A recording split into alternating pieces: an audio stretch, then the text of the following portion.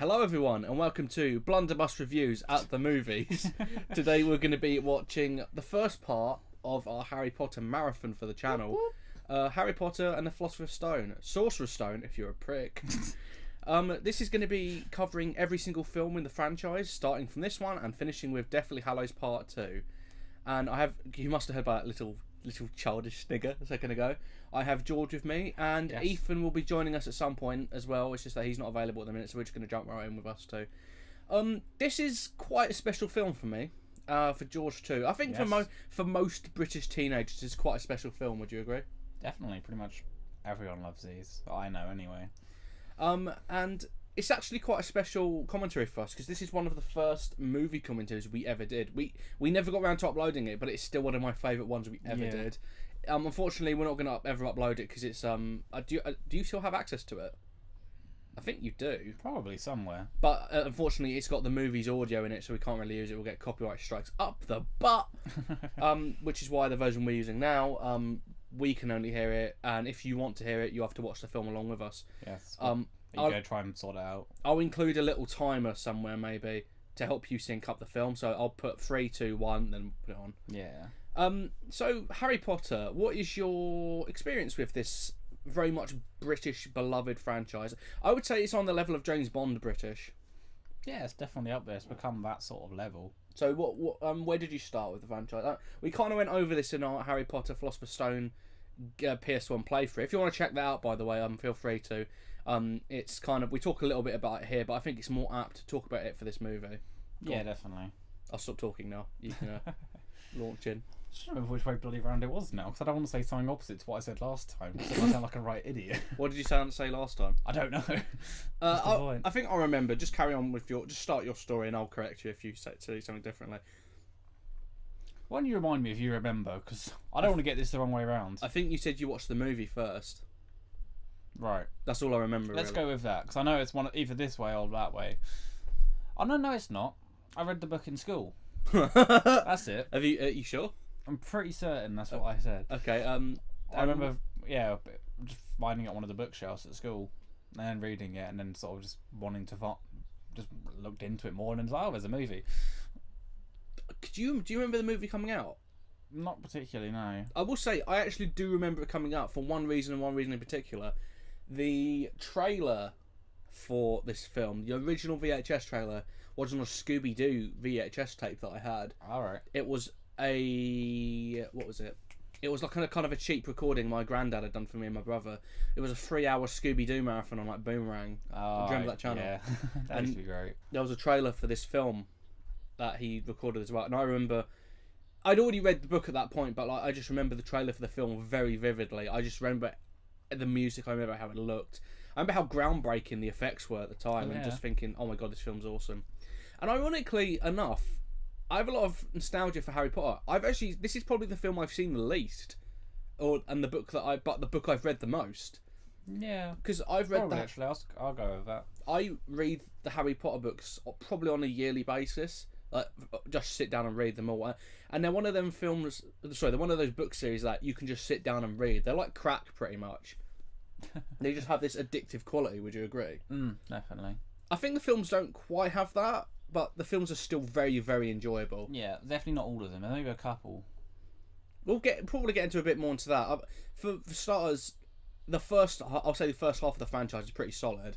It gets a little bit wobbly towards the end, but like we'll kind of address that as we come up. Everyone has his own.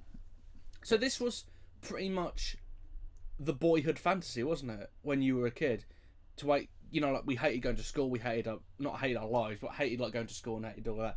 The dream was to go to wizard school, because definitely British schooling system. Because this is kind of relevant information if you want to get to why Harry Potter's so popular, I guess.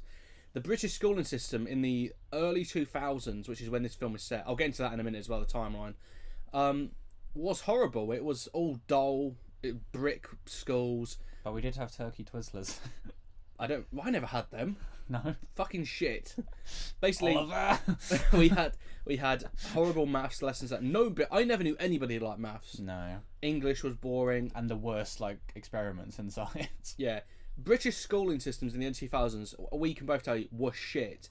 And this film kind of came along at a time when education was a big thing in in culture, because do you remember Tony Blair did his education Yeah. speech, and this kind of came along socially at a really good time for it to become popular, and I think that's the reason why, irregardless of the film's quality, it came along at a time when we needed a new franchise, a new powerful big British franchise. Yeah.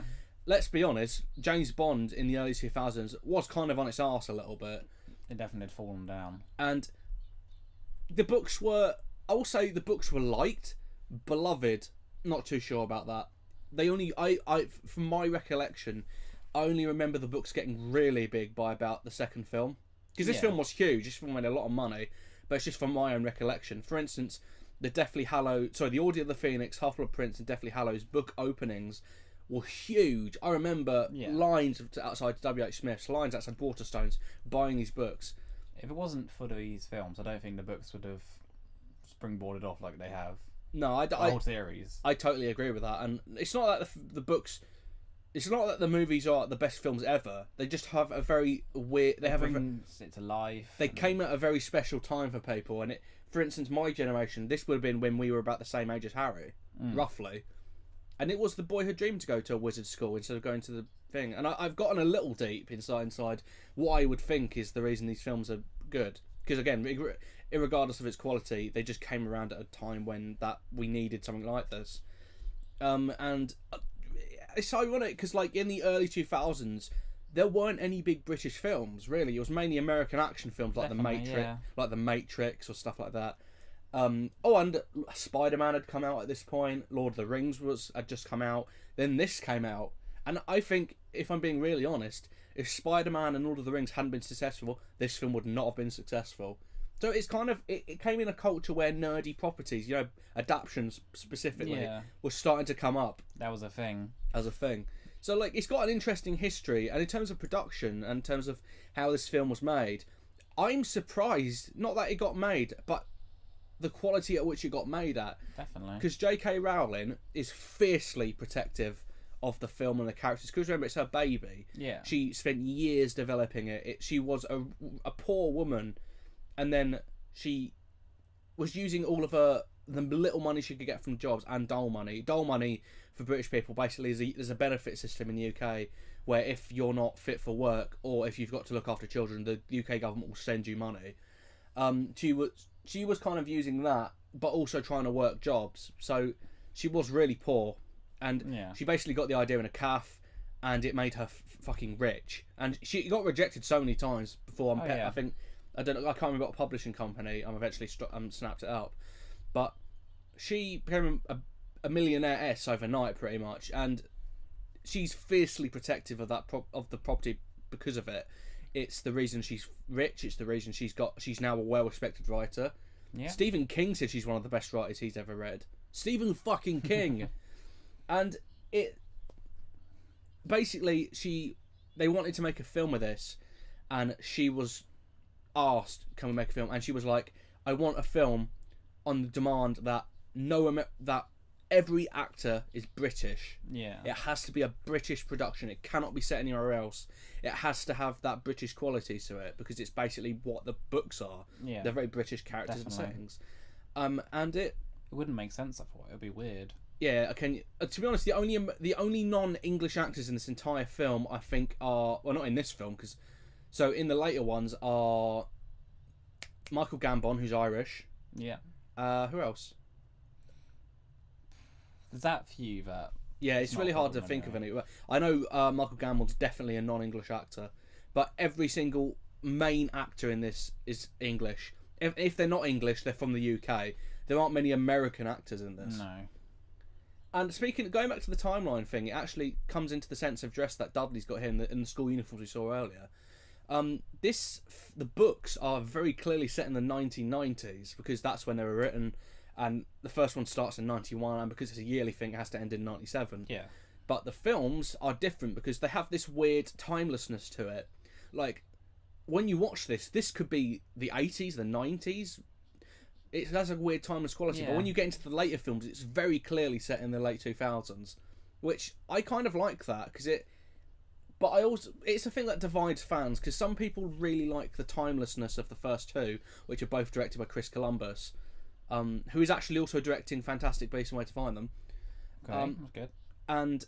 But some people really like the more character-driven stuff later on. But it's a divide we'll get into a bit later on, as we reach the other films. But Yeah, of course. in terms of like, going on to as a film, do you think this is one of the better films in the franchise? Because remember, Definitely, as an opening, it has a lot to set up. You have to believe, very much like 1970s Superman had a problem. You have to believe a man can fly. You have to believe that magic can happen. You have to believe that a school would exist. You have a lot of things to set up, and I think it does it really well. And this fucking face, this has become such a meme. Don't worry, we'll start being funny in a minute. It's just I want to get all the groundwork out of the way. Yeah. So, what? Oh my god, look at his fucking hair. What do you think of the film's quality then? It's pretty. It has its own sort of groundbreaking sort of areas. It's one of the best of the time. Okay, let me word the question maybe in a better way that kind of opens the answer up. As a family film, do you think it's perfect? As a family film, something that can everybody can enjoy it Easily, yeah. It's weird that I wouldn't use that for the later films. The later films are very distinctly for young adults, but the first two are very much family films. They get a lot darker later on because it's just it's pretty much just how the books are anyway. I remember very specifically seeing this in the trailer, this shot where he's running, so he's jumping up through all the letters. That's gonna be us with a lot of fan mail on it. Oh, I was talking to Ethan about this the other day. Team 4-Star, they have a fan mail Friday. Yeah. I said, can you imagine if we ever got to that point, getting fan mail? How awesome that would be.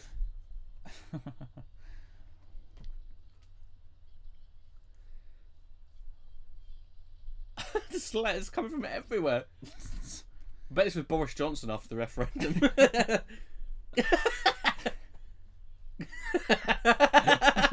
I forgot about the dog, so I just kind of adds to that. And his family's like, Daddy's gone insane. He wasn't expecting to win. I love that. Like, to get away, just go for the middle of a bloody ocean. In the book, they actually go to loads of different places. Like they go to a normal-ish hotel. Then it gets worse and worse for them. Yeah. So they go to. But where did they find this place? I don't know, but I remember very distinctly in the book. There's a bit when Uncle Vernon. I don't call him Uncle Vernon. He's not my uncle. Vernon specifically chooses this place because of how shit it is. Yeah. And basically, on the boat ride over, he has a plastic bag full of crisps that he hands out. These cheap, shitty crisps. I don't know why I remember that so much. This was George coming over when you realised we were doing the Harry Potter commentary. Yeah. This is also how me and George start being friends again. It's me. Hello. I want to add to the Britishness of this film. I'm actually drinking a cup of tea. I have coffee, unfortunately. Well, American scum. So, George, Robbie Coltrane as Hagrid. I remember very specifically J.K. Rowling when she first was pitched the idea of. I don't know how that didn't burn his hand, by the way. When she was first pitched the idea of a film, she was asked, "Who do you want as Hagrid?" What was her first response? Me.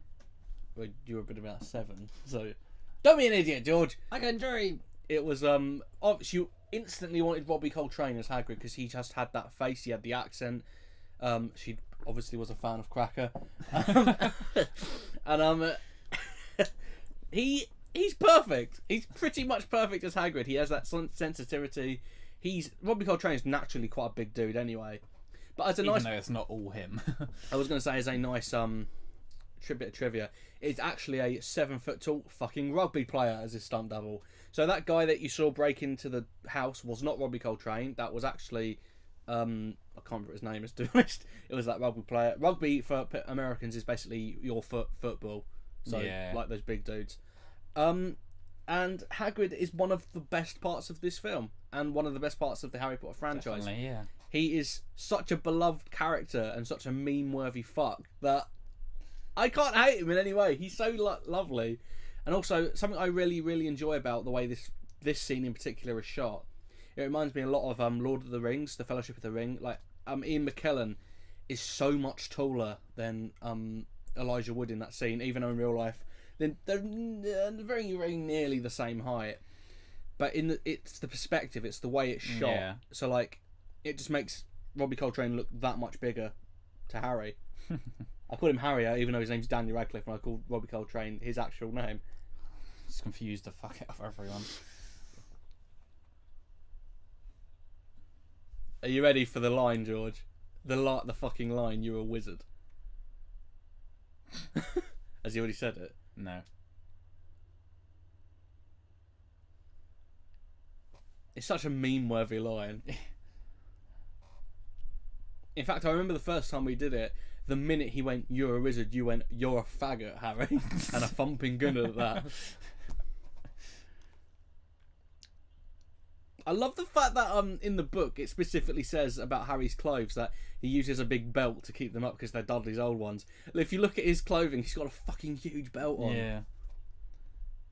Oh, by the way, I think there's an interview if you want to get some more inside details about the Harry Potter franchise, where Daniel Radcliffe and J.K. Rowling talk to each other about the films, about the experience making them. It helps you learn a lot about the making of and how certain decisions were made, and what she thinks made them work and what he thinks made them work. So, for example, she mentions the set designer. Unfortunately, his name's lost to me. And yeah, I agree, because he made those places just come to life. Like, this place is shit, and he really made it look dingy. He made it look like a place you want to escape from. Yeah. He made Hogwarts look like this inviting, warm place. He made Diagon Alley look clean. He made it look like it was this nice little hidden away secret, basically. Fat shit. And Daniel Radcliffe talks about when he was first cast, but I'll get into that a bit later because it's quite a fun story, and I feel like I've dumped way too much trivia on people so far. Fucking Dudley.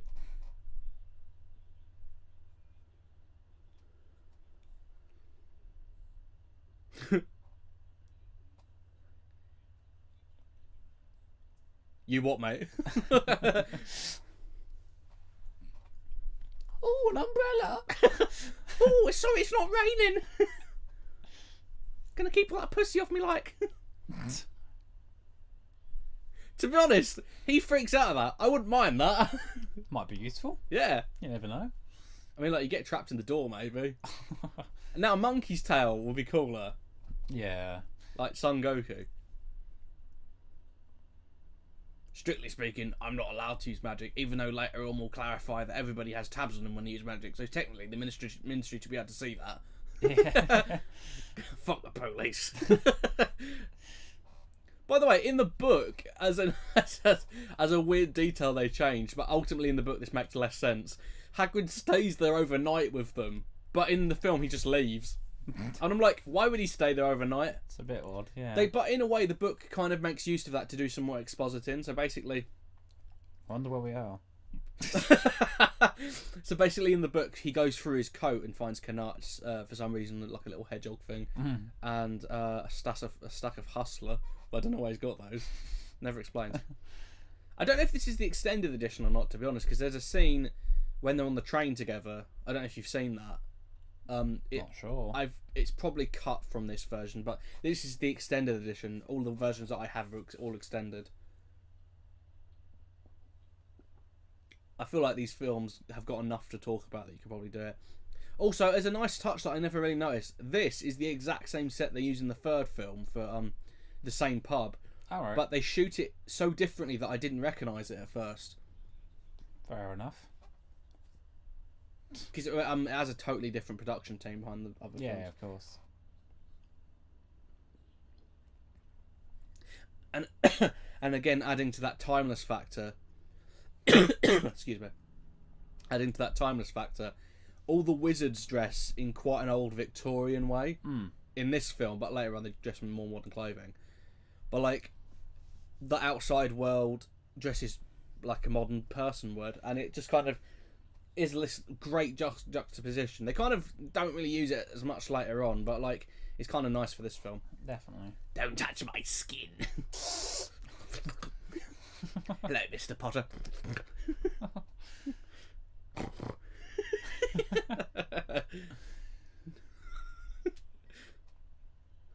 Nobody remembers Quirrell, to be honest. No. Like the actors just can't. David Heyman, I think his name is. He's known as that one actor from Harry Potter.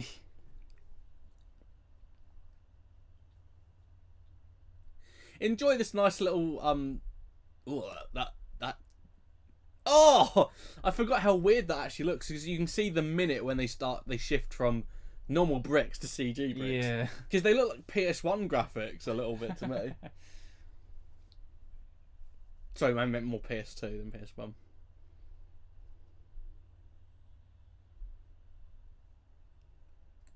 That's such an amazing set. It's pretty great. Like, if you can get to like the studio tour things in the UK, you can pretty much walk down this. Is it the set just transported there? Pretty much. It's quite an experience. I think that's why it's called the Harry Potter experience, isn't it? I've been twice, and I'm going again on Thursday. Oh, you're going with Sarah again? No, I'm going with my brothers. I basically ended up sort of being a taxi. But, like, yeah, I'll go again.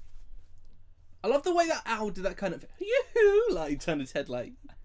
And I've just dated the commentary as well. But you didn't say the date, you just said you're going on Thursday. Thursday. The 28th of June. 2016. It is the 28th. That's today. Yeah. Shit, I should have gone by now.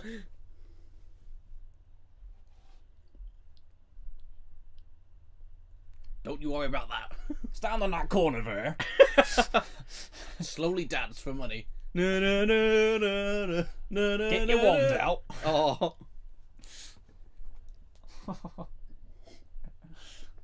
But Hagrid, I'm just a child. You'd be surprised what wizards do for money. We have different rules here. Prostitution's legal. It's boosting our economy. I'm a turbo slot. Hagrid.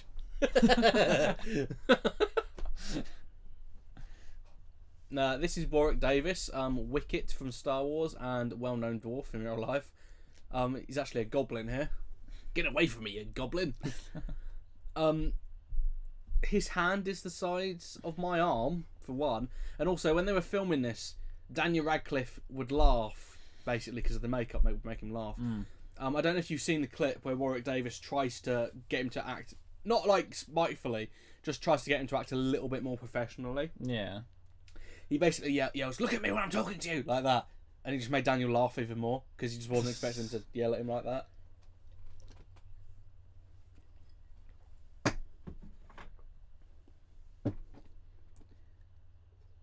Now, see, Harry, this area will become a lot more important in the 7th film, even though we're only seeing it this one time.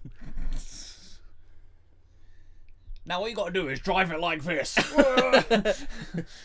You spin me right round, baby, right round.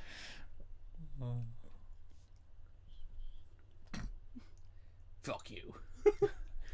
Prepare for the Hagrid impressions, people, because he's the easiest one. Yes. Apart from Rongham, bloody hell, it's a lot easier to like impersonate Hagrid.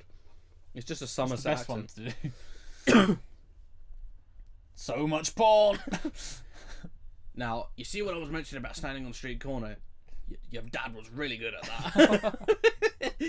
Did that in a week. I've never seen anybody do things with his hips. So I meant to say, he did things with his hips that I've never seen anybody do. You should have seen where they put the money. In his mum. Was so weird. Oh, this is my fault. I'm not very good at it. It's just a bag of cheese. What? Not even good cheese. Wensleydale. Oh god, not again. Just got to believe in myself.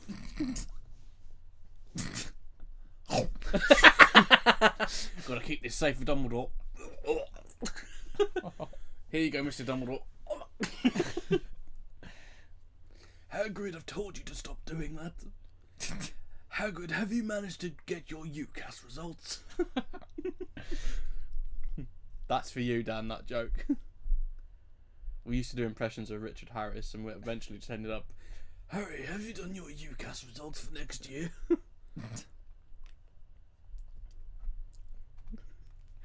Oh, who's this guy played? Oh, it's John Hurt, isn't it? Yeah. John Hurt, the legendary stage actor. You might be more familiar with him with George Orwell's 1984, where he played George Winston? Oh, Winston Smith. That's it. Hello there.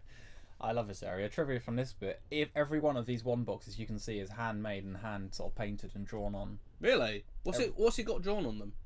Just like the names and like, I don't know, you can see all these little details on the screen. No one else can see. I don't know why I'm pointing to you. I don't know. Like every little bit of detail is hand drawn on every one of them. I can't remember how many there is. But in the thousands, easily. Also, they have to be remade and done for different movies and. Really? I thought they would choose the same ones. Some of them, obviously, some of it's got to get damaged and stuff can happen. But the props department is just mental on this film. Older films. It's weird as well because they didn't expect it to make that much money. Like, I'm not saying they were expecting it to be shit, but they put so much into it. It's not like the later films where the budgets were sky high because they knew it was going to make loads of money. They didn't realise basically what property they had on their hand. It was only through J.K. Rowling and Chris Columbus's and David Yates's kind of persistence of wanting to make the best they could out of what they had. Yeah, exactly. And everybody loved the story. I think that's what's really apparent. Everybody had a passion for it. Even people like Michael Gambon, who openly admits he does not read the books. He has no interest in reading the books. He still gave his all. He still learned the lines. He still bothered to learn his character by asking J.K. Rowling. People like Alan Rickman in this film. Yes, Alan Rickman is not traditionally a good guy, quote unquote. In fact, this is one of his only films in which he is a good guy. But he absolutely nails the character. And even again, it's that kind of thing of it's two generations of great British actors, even three, because you've got John Hurt, who's one of the older lot, Michael Gambon, who's also one of the older lot, Richard Harris, obviously one of the older lot. Then you've got Alan Rickman, Robbie Coltrane, part of that second generation. Then you've got Rupert Grint, Daniel Radcliffe, and all the young actors who are all coming up. Can I just say a nice story about Richard Harris, the reason why he took the Dumbledore role? Do you know why? Go on. He was really ill at the time, and you can hear it in his voice in Show Sequence. He's got really bad throat problems. He was basically, his granddaughter or great-granddaughter loved the books and said she would never speak to him ever again if he did not take the role of Dumbledore, which is really sweet, and it just shows you what a nice man he was, but he did it for his granddaughter, basically. Unfortunately, he passed just before the premiere of the second film, and he is a lot of people's favourite Dumbledore. Michael Gambon does the role really well, but it's also a different character he's playing. Completely, yeah. And I respect Richard Harris for it because he's one of them. Again, there's no uppityness about playing a children's character. Basically, it was about doing the best you could because you wanted to make a good product, and you see that with people like Alan Rickman, Maggie Smith, John Hurt. It doesn't matter to them because this is, let's be honest, this isn't Hamlet. It's not a well-respected, legendary part they're going to be known for. They're doing it because they want to make the best thing they can for the fans, and I respect that so much. Because of that, it became that. The acting stock they have is incredible, and I just love because when you see say for example kids films, usually not a lot of effort is put into them. Sometimes not to this level. I found this outside. Thought you'd like it. Supper. Have you ever been to France? They eat out there. And basically, I love the fact that you basically put 110% into making it. I love they actually are eating us, even if the out is there. I'm hungry, so hungry. That's pudding, that one. The house is like, I really want some food. They haven't fed me in 8 hours. They basically put 110% into making the world come to life, even if they weren't fans of the book or they were just doing it for money. They still gave absolute 110%, and I respect them for that. It's weird though, because you think that for a children's franchise they wouldn't get too experimental, but the other films have some really, the third one especially has some really experimental stuff in it. Because I don't know why as well, because it's weird. Because the first two films, like we said, are really timeless and have this fairy tale-esque quality to it. Yeah. But when you get to the third one, someone who's literally the opposite of everything that has to represent Anton Cuarón is the director, and I love that because he has nothing to do with anything to do with Harry Potter. He did not read the books. He knew nothing. He's not even a British director. He's a Spanish director. He knew nothing about anything. But again, he cared enough to read them, like the story, and asked to direct it. Yeah. And I think he was given the choice between 3 and 4 and took 3 because he preferred it. But like, it's one of them things that's both innovative, distinctly British, has got a genuine quality to it, which I don't think anybody will deny. Even if some people don't like the source material, you cannot deny there's a quality and a charm to the films, which is why people get them. It's not like Twilight, where I don't get why people like them. Say, for example, The Hunger Games and Twilight. I don't understand why people like them. Even with Harry Potter, you can understand why people like them. Easily. And unfortunately, there's no one that will actually dislike these. No, There's some indifference with people, but I've never met anybody that dislikes it for any reason that I can't refute. So, like, an inherent problem with the structure or tone or anything. The only real problems I can actually agree with is sometimes it cuts out information and plot details that are quite important and ultimately add to the character. Sometimes it can do that a little too much, and I'm like, I understand why they're doing it though, because if you wanted to make an absolutely perfect page to screen adaptation of Philosopher's Stone, was Hagrid checking that guy out? hey, Nice ass. If you wanted to make a perfect page to screen, the film would be about 7 hours long. You couldn't do that, and to be honest, it actually kind of benefits from it, because Order of the Phoenix, the book, is chock full of stuff that adds to the characters.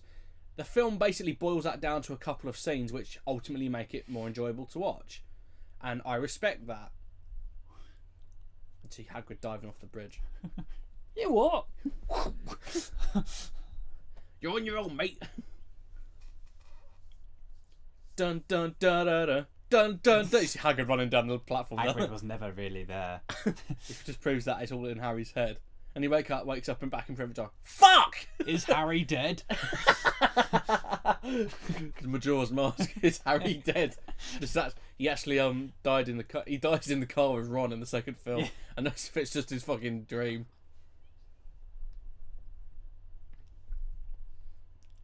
This is British Ral. I'm not surprised this guy's this rude. You fucking little cunt. You trying to? It's lucky he turned up.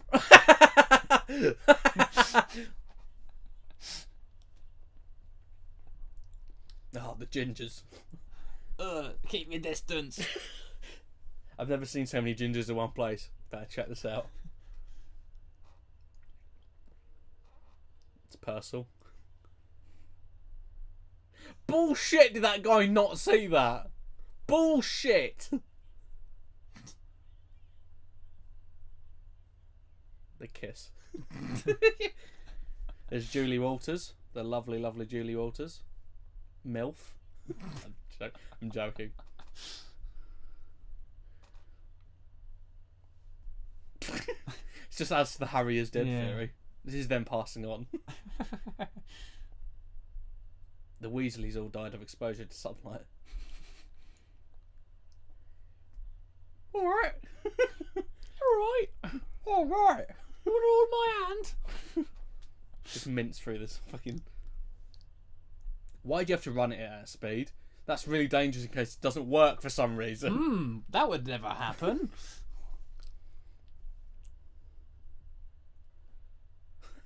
No, can you imagine if it crashed into it, went da da da da, story by J.K. Rowling.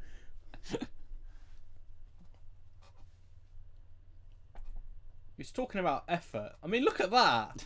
It's a fucking steam train. You can actually go on that, the studio tour thing now. What, even the carriages? Yeah. Oh my god. I've been on. It's amazing. Does it smell like magic? Smells like shit. No. You can taste the magic. See if you can try and shoot some video on Thursday so I can put it in this commentary maybe. I'll try and remember. If not, there's plenty of pictures online. I don't want to steal other people's content. Would we ever do that? Fuck off. Like the first Harry Potter playthrough where I stole the ending from somebody else. I mean, I shot my own ending. I do actually. Just closes the door and runs silently. I didn't ask your name. Ron is such a meme. Ron gets the best lines in the entire franchise. The AIDS? He doesn't have it in that shot you just saw then, but he does in that one. So it's really inconsistent because sometimes you'll see it on him, sometimes you won't. Fuck off! Oh, what is that? It looks like a sandwich that's gone very wrong. Very British sandwiches. With this pocket change I have, we'll take everything. He's never seen money before. I'll teach you to dance, Ron. I just got that. I don't know how we've made that a thing. He closes the door and pulls the blinds down.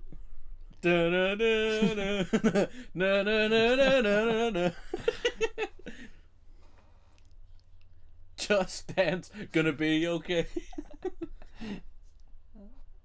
This is another thing that I really love about the Harry Potter universe. The sweets and like chocolates they have are amazing. You can actually buy these. You've told me at the experience.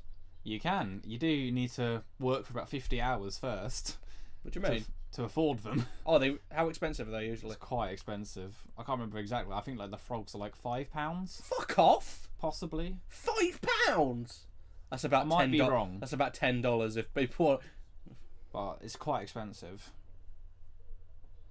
I'm pretty sure it comes with the cards and everything, but... Sorry, when you went, he's gone, that's pretty much the reaction everybody had when Richard Harris wasn't in the third one. You can't expect him to hang around forever. Avada Kedavra! And then the third film didn't happen.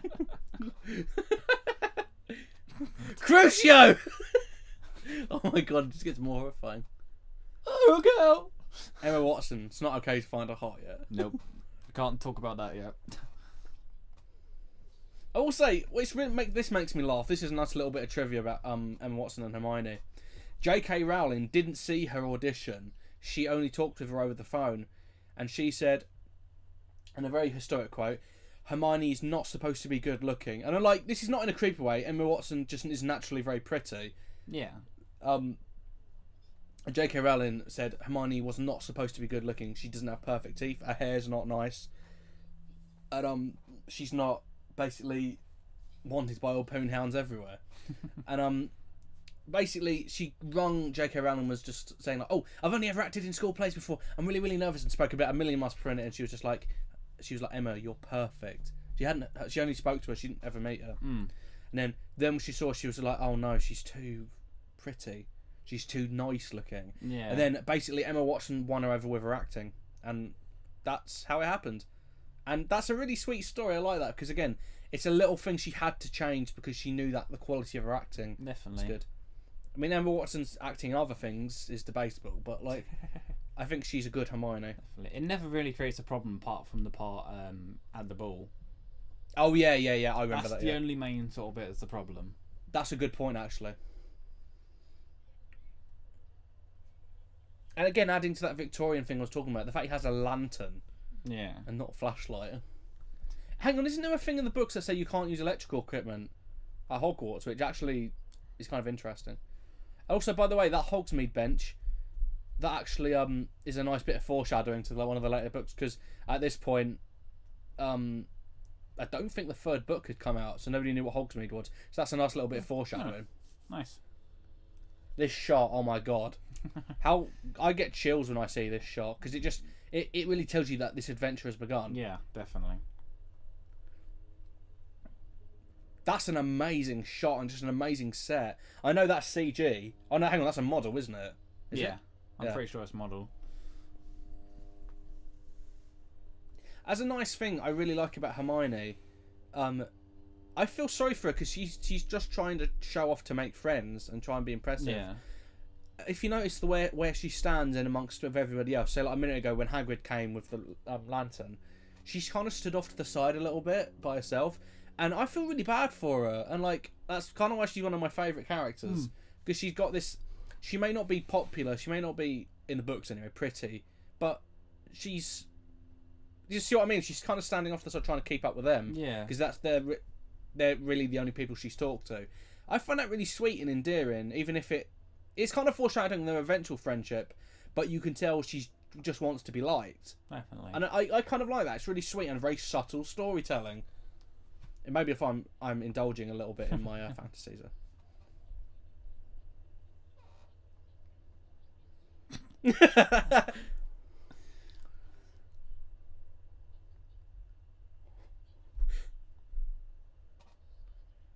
Mind if I slither in? By the way, that guy that Malfoy just looked at, Crab, he was done for cannabis possession a couple of years after this. I can't put that in my ear anymore. It's killing my ear. Fair enough. So Maggie Smith is another one of these older actresses that's became more popular because of this. You may also know her from Downton Abbey. I don't know who she plays in that because I honestly don't give a shit about Downton Abbey. But she's also in that. And Matthew, what's his name? No idea that one. The guy who plays Neville Longbottom. He became unbelievably hot later on. Puberty worked for him. It's Matthew something, isn't it? Shall I have a look? Yeah, just have a look quick. I'm just going to annoy me.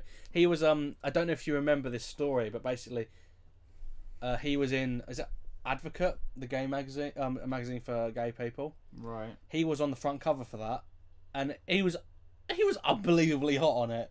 And J.K. Rowling basically went, "Oh well, Matthew, like, bloody hell! I remember when you were about 11," and he was like, "Oh, sorry, Joe," like a mum.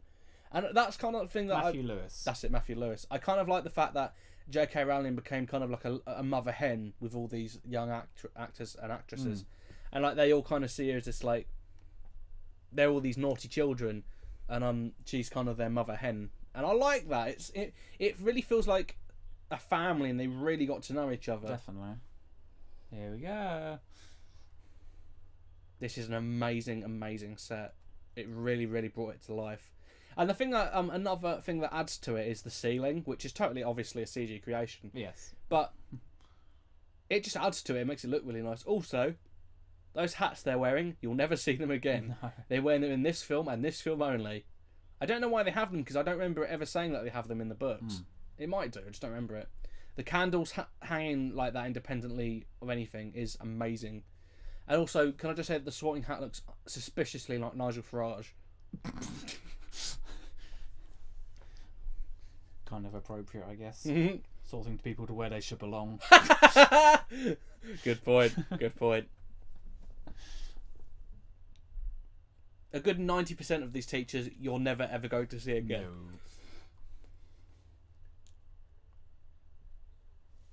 Please, for the love of God, just get the food out.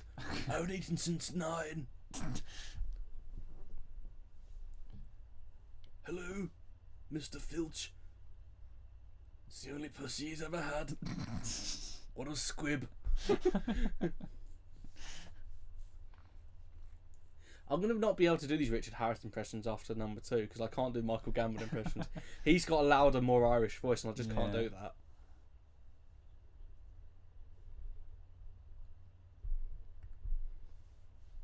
I just got this really great image that one time they're going to actually lose a sorting hat and just have to do a hat that Mrs. McGonagall puts a hand in and just like a mouth, like a ventriloquism. Yeah. Oh, yeah, Hufflepuff! Ah, in your future, I see. Ooh. Ooh, are farmerish. Hagrid.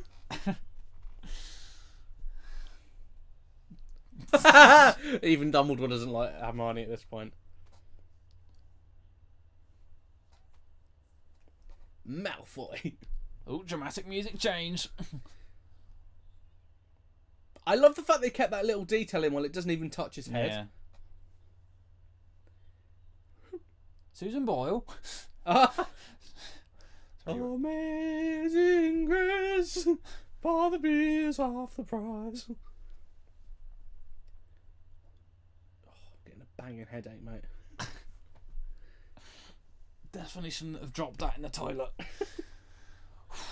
Bloody chocolate frogs. I realise I'm £50 down and only got 10 of them.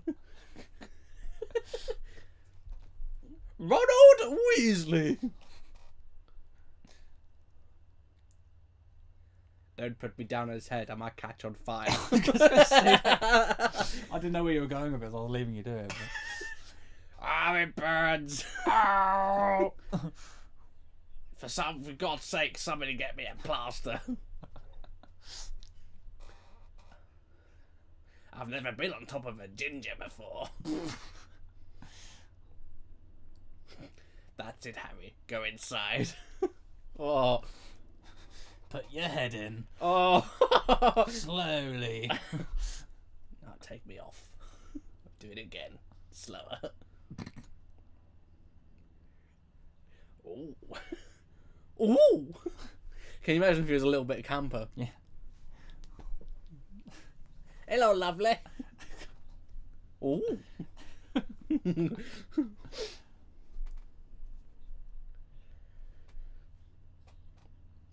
What's that, you little faggot? Slytherin! Imagine if he was like the most spiteful fucker on the planet. Sorry, did you say not Gryffindor? Not Slytherin. Slytherin! What's that? You don't want Slytherin or Gryffindor? Hufflepuff! No! Dumbledore's office! Pivot Drive! No! He gets dragged down the fucking Great Hall. There he goes. Pivot Drive. Harry woke up. Oh, for fuck's sake! Nice ass.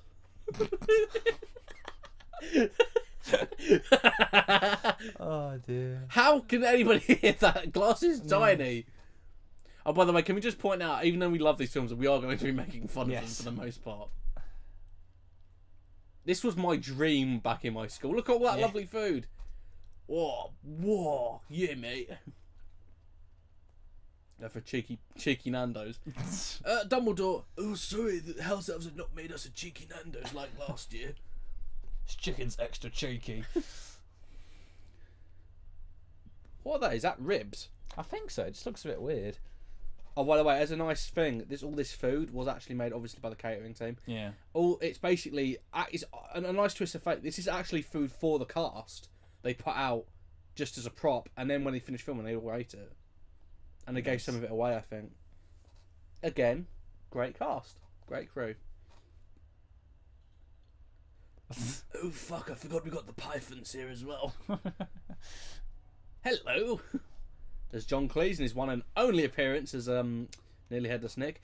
Also, a nice little bit of trivia. There's Kieran.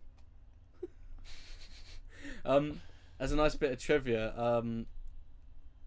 Rick Mayall was going to appear as Peeves, and they did shoot the scene, but you cannot find it anywhere because it has not been put on any DVD or Blu-ray release, which is a shame because I think he would have been a really good Peeves. Been good. Maybe one day. Nobody's ever laughed since my funny leg sketch. I forgot what it was. Funny walk sketch lasted. The Judean People's Front. Fuck off. Splitters. When he says nearly headless, he's like nearly drunk. Yeah. Nearly legless Nick. Whoa.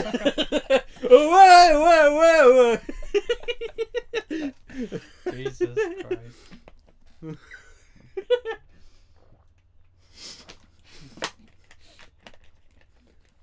Whoa, Hermio.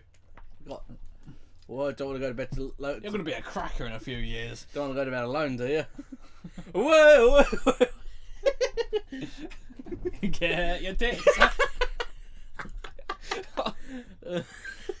Don't want to run.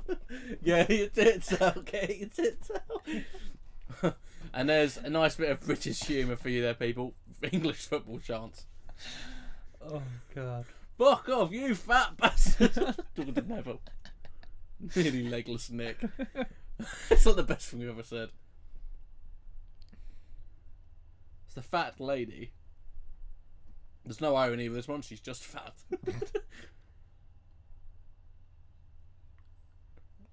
Pompous prick.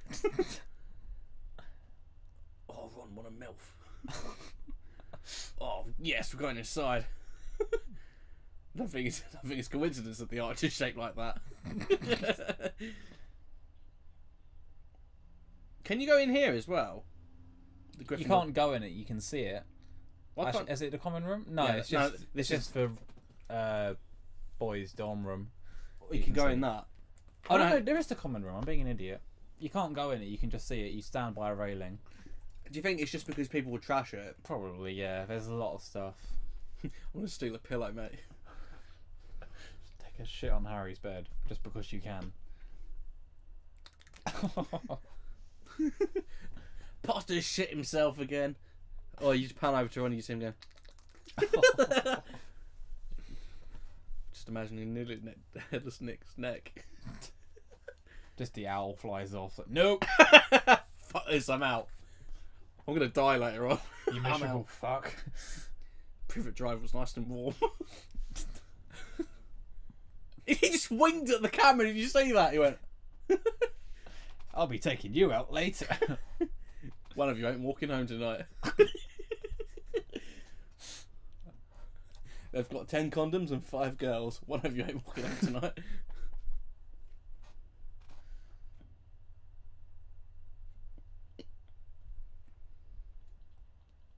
We got lost. I don't know why we didn't follow everyone else. Why is she a cat in this scene? That effect still looks pretty good. Yeah. Ron gets the best lines. Yeah. Ron Weasley's my spirit animal, would you agree? He's one of the best characters. Easily. He's the everyman.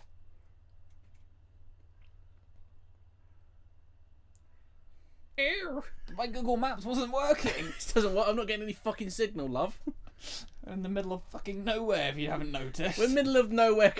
Hang on, that's a good point. Speaking of locations, speaking of Google Maps more specifically, do you know where Hogwarts is supposed to be? Because I think it's in Scotland, isn't it? Not the filming location, the actual location. I'm not sure. Because I know Privet Drive is in Surrey and King's Cross is Yeah. obviously in London. Oh, by the way, have you been to the place where they shot that in London? There's a plaque dedicated to it where they shot the... It was actually on the platform as a nice bit of trivia, but they were only allowed to film there for max half an hour because commuters need to get to Yeah, where they're of going. course. They can't shut down a whole train station for...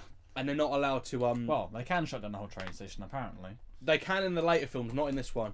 Because they didn't have enough budget for it to shut the whole thing down for one day. Yeah. This is one of Alan Rickman's one of the most famous scenes, isn't it? Our new celebrity.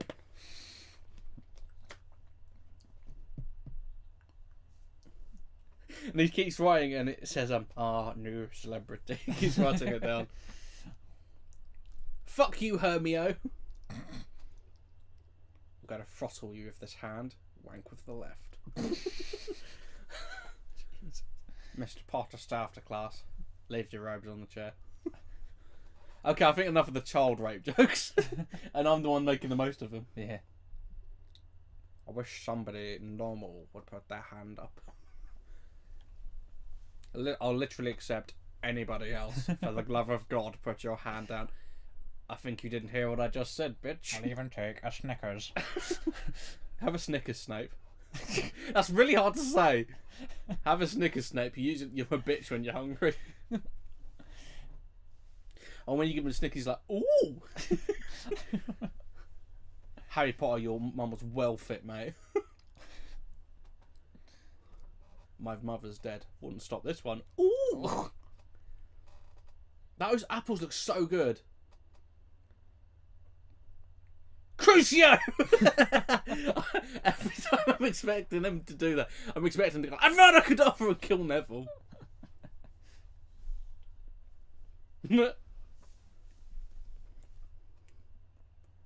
Apparently he made his wand into a gun there. And more specifically a musket. He can fire once he's got to reload it for the next 20 minutes. Actually, this is a nice bit of trivia and it's very personal to me. My mail was actually delivered by Owl as well. See, look, you laugh, but it's actually true. It flew down, stole my chicken and killed it, and then deposited it back in the garden. It was quite grim. But he also sent me a letter with that as well.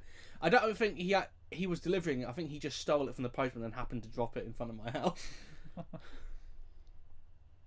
Snow globe, silly Nan. It's not winter. Of course you have. Yeah, of course you have. I love this bit. I love this fucking joke he says. I've forgotten something, but I don't remember what I've forgotten. It's the fucking Neville paradox. 2.0 tells you what you've forgotten as well. Oh my god, look how poncy that fucking font is for that newspaper. I do not buy for 1 second that 11-year-olds have any interest in the news. Things that make you go, Again, why are they including Hermione in this? They're not friends yet. Yeah. Oh my god, this has one of my favourite gags in the... Actually, that's the thing we haven't talked about, the humour in these films. These films are really funny as well. Yeah. They have some really, really great lines. I've forgotten what this actress's name is. Don't know. Let's just say My Family. Yeah, she's a very famous British actress. She's also Cassandra in Doctor Who. But it doesn't help me remember who Oh, yeah. Of course. This fucking joke from, is it Ron? No, it's Neville, isn't it?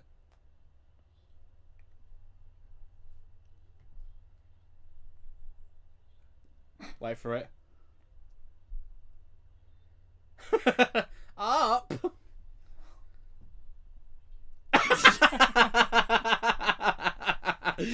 The one that makes me laugh so much. Have you ever actually done a son on the brim that smack you in the face? No. I actually did it. It's the only time I've ever got a black eye. Oh, Jesus. Just because I'd seen it in this film, just as if I just did it for fun. Yeah, Just I wanted- smashed myself in the face. I wanted to see how much it would hurt. I'm not even joking. Oh, And I did it. It God. smacked me right on the puke, like in the middle of my eyes. Ah! It gave me like the biggest black. It like took up my whole eye, the black eye. A dog somewhere in Surrey's like, ah! Get off of the fucking thing. You're not that high up yet. Okay, now you're fucked. Oh. I remember this in the trailer as well, actually. That's CG, mate. See, again, that CG doesn't look too bad. That looks a bit odd. Dive off, man! Do you do this at the Harry Potter experience? Yeah.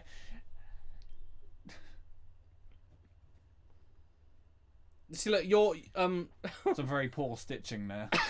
Clearly. No, I was expecting him to do a little roll then onto off of Matt, because then you know for certain that breaks your wrist. God's sake. Every time. To roll very slowly off of a mat. It's lucky that he dropped that just there. Yeah.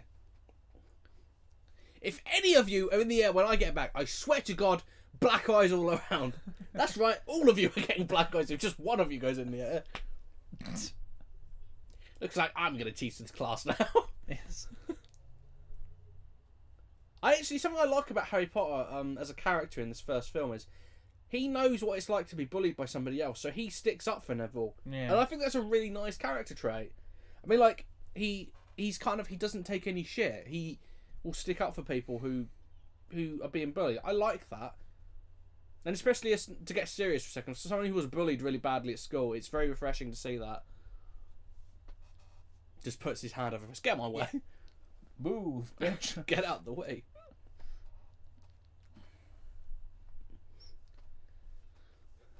It's a battle of the brooms. Very phallic.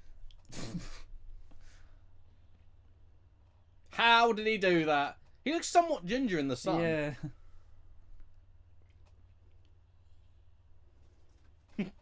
This isn't like the game where we had that really shitty boss fight. I was waiting for wizard crackers. Potter!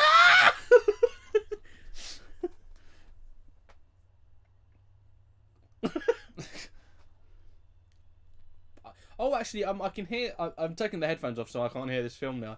I'm hearing the score, but do you want to talk about that in a minute? Because the we'll score get there. the score is probably one of the most famous things about this film. Fuck, she got down there quick. I know she's a cat, but, you know... I think she just leaped out the window as a cat. The thing is, I like her is if you watch this scene again, you can see she's smiling. She's obviously not going to tell him off. I mean, like, that broom looks fucking huge, actually, I just noticed. And she's holding it like 5 feet off the ground. And this is how you milk a lizard. Ooh. Please don't milk me again, sir. Please, help. Voldemort's like, Quirrell, you fucking idiot. Teach them the dark arts. Give me new soldiers for my war. Sir, I agree with you, but I also think they need to learn how to milk a lizard.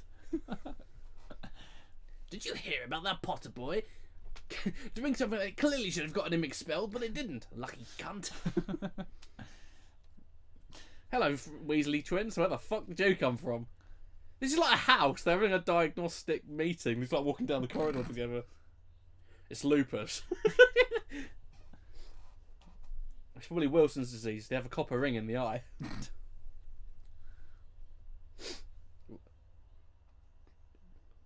Do a see if he's got Hodgkin's lymphoma. I'm just trying to fit in. Just pushes her out of the way again. See, this is a weird thing that Hermione serves in this film. She's here to also tell him about this. I'm pretty sure Ron does it in the book. McGonagall, nice touch. Yeah. Nice touch. But that's also a continuity error, because I specifically remember in the book her being a teacher when James was at school. Nice one. That means, hang on, that doesn't make any sense, because if you think about it, James would have been at school about 20 years ago. Right. How old is McGonagall? She would have been at 31 in her first year. That doesn't make any sense. Okay, 20 years is a bit stretching it, because like it's 11 years since they died, and I don't think they would have waited 9 years to have a baby. That's me being generous. Oh, it's Voldemort. Quirrell, for fuck's sake! They're in.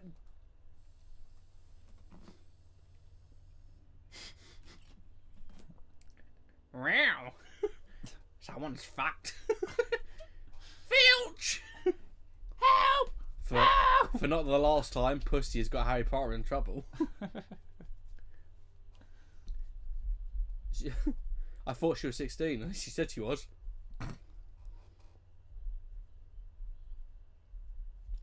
Avada Kedavra! Kills the door. I don't care how scary this monster is, I still want one. Do you? Not Filch. Not, yes. By the way, as a nice touch, did you see that statue there? Mm-hmm. That is a nice reference to Prisoner of Azkaban, the statue that Harry uses to get into Hogsmeade. Do you remember in the book he has to go for a statue of a one-eyed Quasimodo? That's the statue. Nice bit of trivia. Aww. I mean...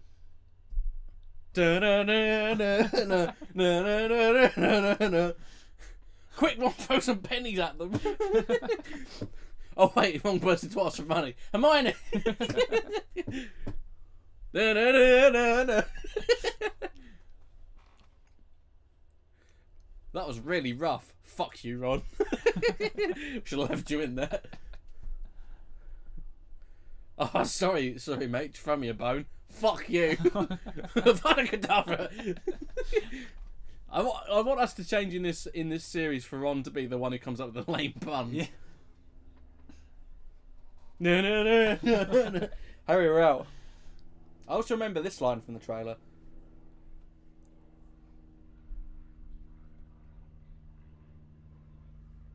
Just pushes her in the door before she finishes. Nobody asked you to come along. Yes, because that's worse than being killed. Someone to really give her a bone. Fuck's sake, Ron! She's been a right dog. Oh, for fuck's sake! We need to do that for the rest of the series. Just give them the really punny lines.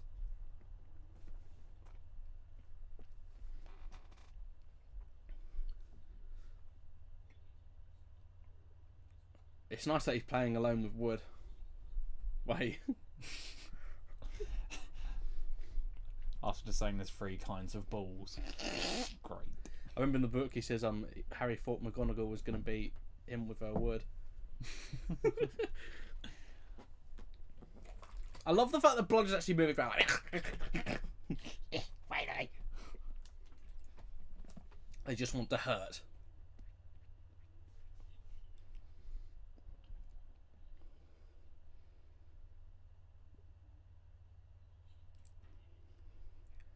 Such love. It looks like that was a bit of magic. Yeah. Dun dun dun dun dun dun dun. Oh, it broke my ribs. Harry, do something for fuck's sake. That's so magical. Do something! Trying to screw back in his rampant homosexual feelings. Wood is again in Harry's like heroin hallucination. Wood is his latent homosexual feelings. Get back in the closet or the box. Get back in the box, you. Towards Dudley, his cousin. I love it when he pushes me back in the closet.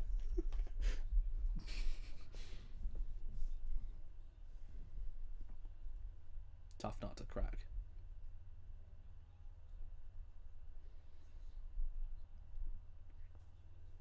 Again, in that shot, he hasn't got his scar. It's a bit weird. Sorry, we're boring you. Actually, it's a nice touch. There's a nice bit of foreshadowing to Deathly Hallows, because that is the exact same snitch that has the Resurrection Stone in it. Spoilers. This is one of the most meme-worthy scenes, isn't it? Do you remember this one? Warwick Davis again playing Professor Flitwick. He gets a redesign later on that I find really weird, because he looks like this in the first two films, and later on he looks totally different. That was good.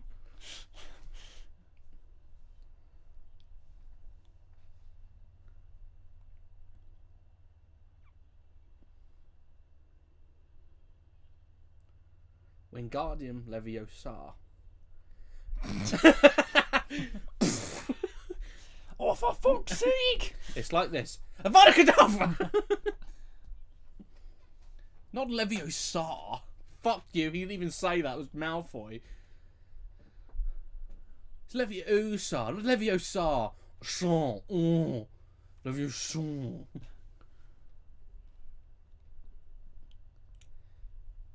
Wings of an eagle.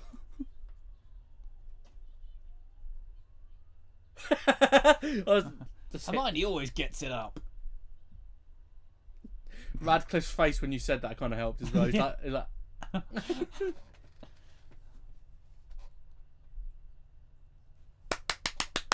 the audience clapping. Hey! Ole, ole, ole! Arse legless. It pops up, yeah. I find that this makes me like hate Ron a little bit, because he must have seen her. How can you not see that hair?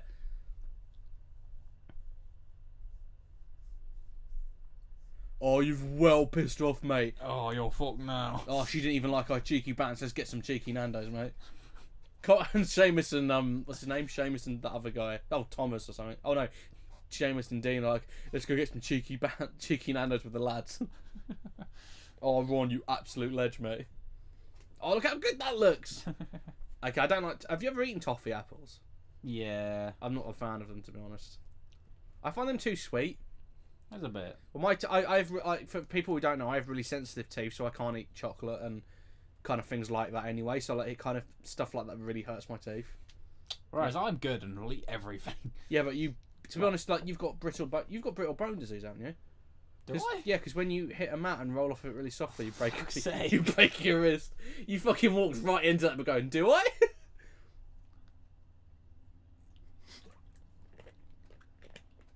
Harry's reaction when I came back. George in the YouTube channel. Just what you want to know. That's why whenever I get a bad comment, it's like troll in the comments. Just what you want to know. It'd be great if you could do video replies to comments. And just put that in every time. Oh, you know, if you did, you get some really shitty like racist people, isn't it? It'd be funny just for that one joke. Yeah.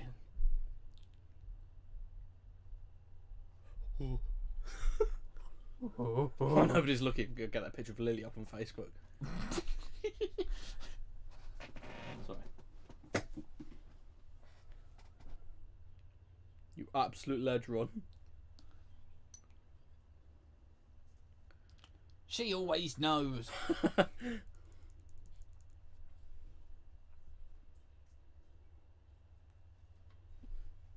Actually, one of the things I will criticise about this film, the troll design has not fucking aged well. No.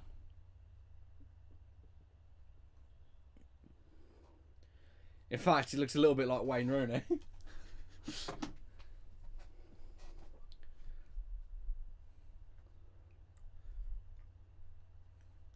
Hi. You late? Jamie Carragher.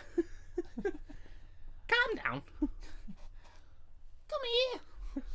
Give me a can of Coke.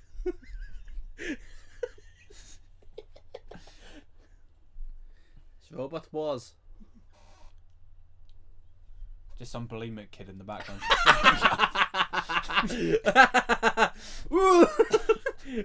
Snape said if I did this, I'd be pretty. Pretty professor. Christ. It's nice to see Ethan pop up in a commentary. We didn't say he was coming. Oh, it's nice for Steve to pop up in a commentary.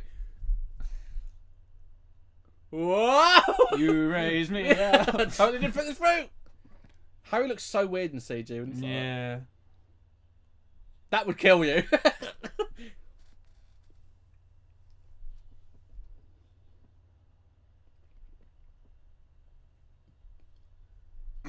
I fucking love this gag.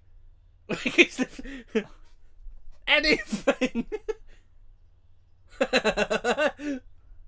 It's what makes them a really funny trio, because like they're just like totally human.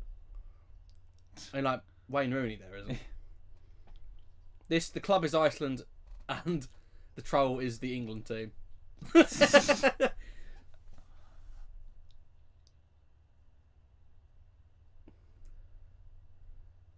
Right, they should go through the troll's fucking brain at this point. This.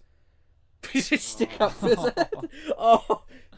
Instead of going troll eggs. Oh, troll brains. Oh. You've just fucking headshotted like a troll, pretty much. 360 no scope.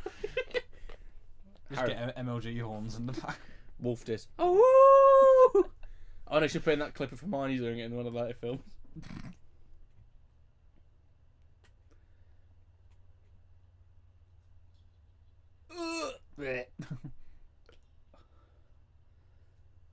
Don't use your robe, use his fucking trousers. I mean pants, whatever. Look at Quirrell. I could have done that better. Stop stroking my leg. I hadn't even noticed. I did. You can tell by my erection. I tell a lot because we don't wear clothes during our commentaries. I'm surprised you didn't see it.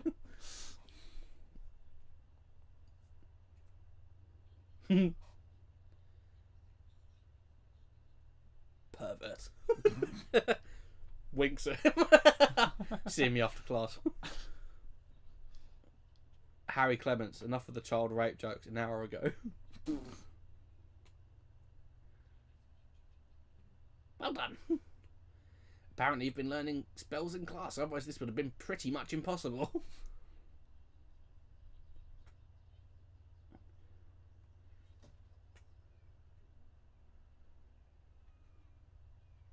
I like how something I really find weird about the first couple of books is how house points are like such a big deal. Like when you get to the first book, it's always like every individual house point they get is a victory. Yeah. But then when you get later on, it's like they get awarded 50 points. They don't even give a shit.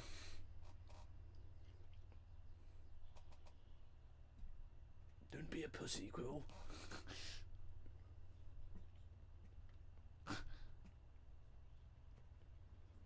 We're still not friends.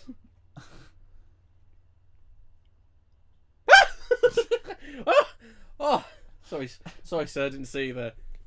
He's kind of like Batman. He just kind of appears when he wants. Oh, no, he goes like, "Oh, that's all right," and he turns back around and he's gone. Oh, for fuck. Again. So that's what that feels like. He could just have polio, you know. He might not be lying about an injury. It's an old sporting injury. An old fencing injury. I got stabbed in the leg.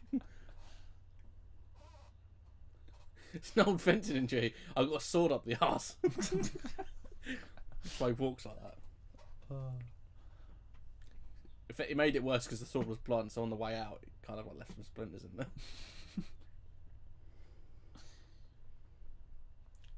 How the fuck can the owl carry that? Cock! Ah!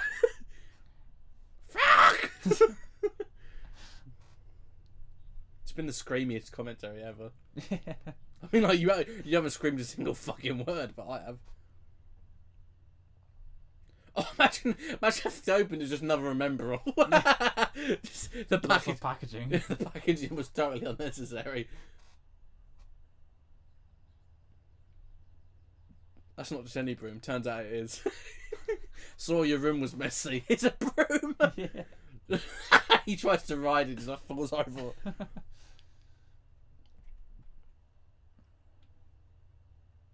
Okay, let's get into something else. Something a little less silly. Okay. In terms of the production of this film, what do you think of the Quidditch scenes in each of the films? Because they're kind of like they're a staple they're a staple until except in 4 and 7. Yep. Moving to. Oh. I think they're pretty great. They definitely get better. In terms of effects, they're pretty innovative. Yeah, definitely. Yeah. They're just like it's one of the things where they didn't have to do it, but it was just such an integral part of the Just world. showing off and that they can do it. And it's one of them scenes that plot-wise only adds a little bit, but it adds so much more to the lore of the world. Yeah. I mean, like, you kind of had to do the scene anyway because of the thing with Snape and Quirrell, you know, where in a minute they think Snape's trying to sabotage his match. Yeah.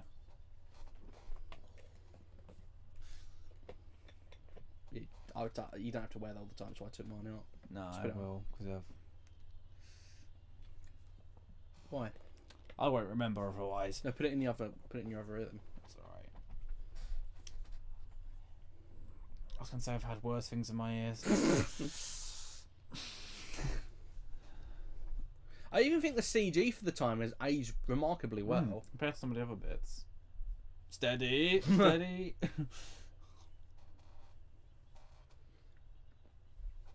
Imagine if he wins. Dun, dun, dun, dun, dun, dun. Oh, it's Back to the Future. Dun, dun, dun, dun, dun, dun, dun. Eyes of a hawk.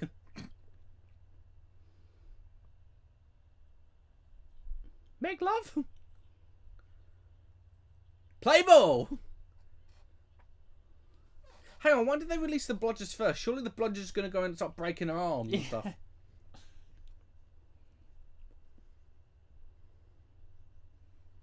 I fucking remember there's a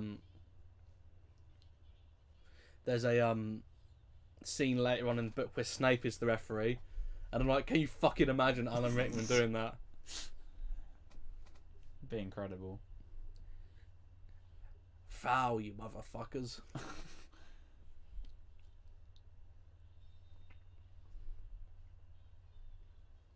They kind of show off like it's kind of like everything in this film. They kind of show off the basics of like earning like house points and like earning points in this, but when you get to the later ones, they don't really show it off as much because they've already kind of established of what it is.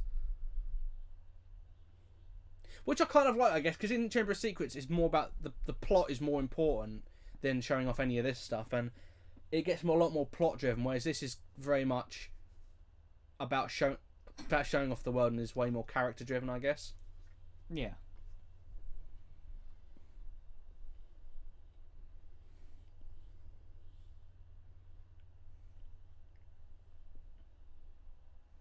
I can't imagine how you'd actually film this. With great difficulty. Is it? Would it be like with green screen? Yeah, completely. Be in front of McGonagall's dress. It's because it's green. Surely that's a fucking foul.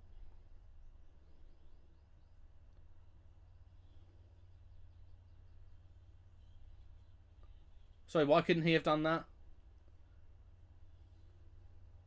Yeah, he's dead.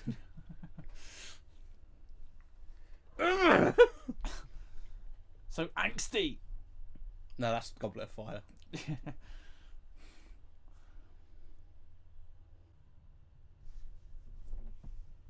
So I think at this point we're not so much running out of steam, but we're kind of running out of what we can say about this particular film. So now I think it's time. This bit anyway. I think it's time for this this part. My favourite section, Yeah. always. It's not a quiz, unfortunately. Fuck.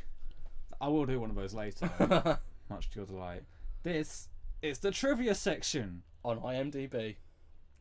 Yes. So run through, We Jordan. need to make an intro for these. Intros. There you go. Thanks. Yes, trivia number 1. I found this one really interesting.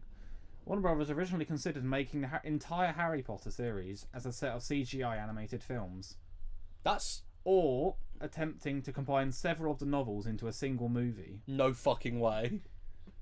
The studio's reasoning mainly had to do with concern over the rapid aging of child actors if production ran too long on any of the films, or if production was delayed between sequels, the leading actors might have to be recast. Author J.K. Rowling vetoed both the ideas with combining books and animated films, so the studios, this happened. That's kind of interesting though. I can't imagine it as an animated film. That's what I was thinking, that'd be really weird. I can see their reasoning for that, not for the combining it into a single film. That's You really, couldn't that's do really that. dumb. That'd be stupid. It'd have to be like 5 hours long. You know, it reminds me a lot of the Ralph Bakshi Lord of the Rings film. Have you seen that? Nope. You know what I'm talking about though. Somewhat. That combined the first 2 books into a single film. Right. Didn't go so well. Mostly because it is confusing as shit, long as hell, and it kind of cuts out a lot of the interesting parts and expands the boring parts. And it also has the animation's a bit ugly now because basically they use rotoscoping to make it. Do you know what that is? Go on. You basically film the actors like this normally, doing things, and then you animate over it. Fair enough. It looks a little ugly in that film, to be honest. It is very funny.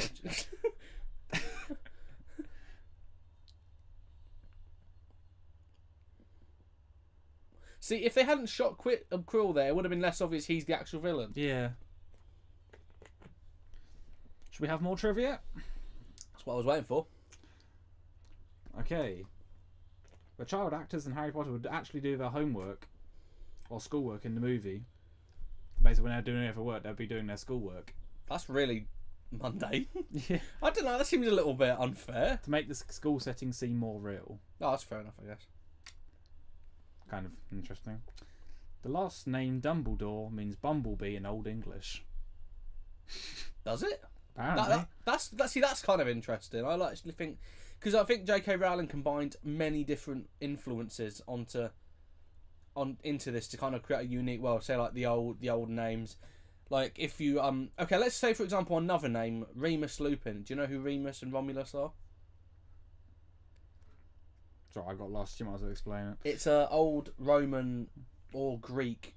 I'm not too sure. It's Roman or Greek. No, it's Roman. It's definitely a Roman legend, basically, where 2 children, Remus and Romulus, are adopted by a wolf. Okay. A wolf.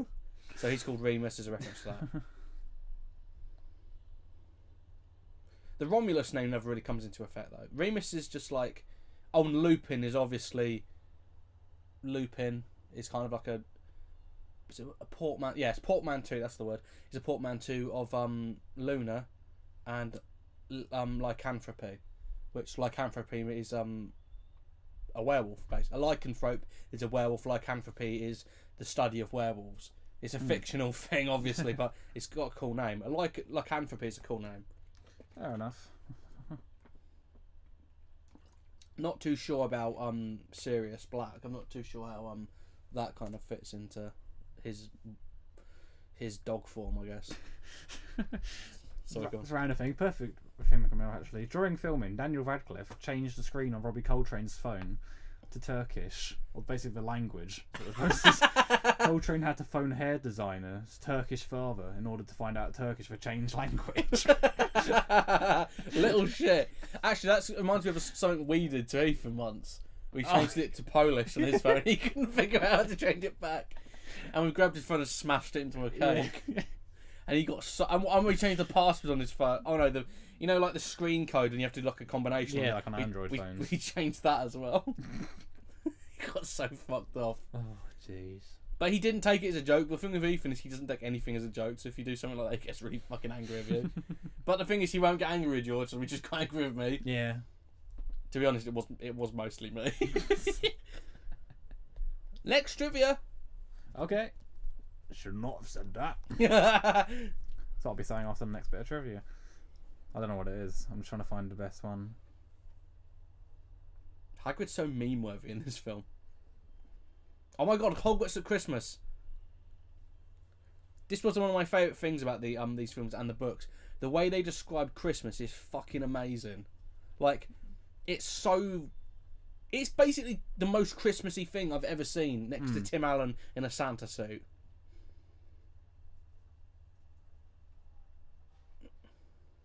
Look at that!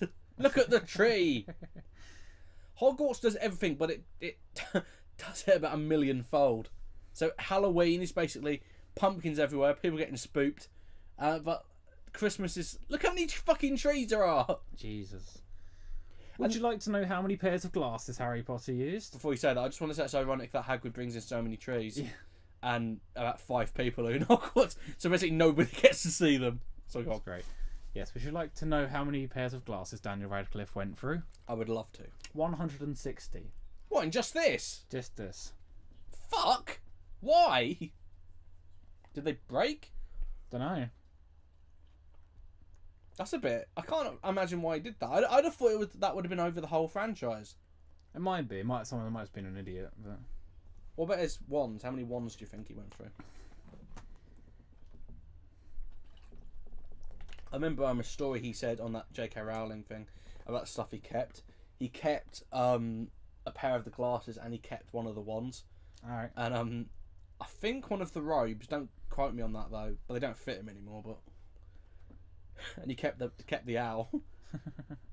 It's just a skeleton now, but it's just still there.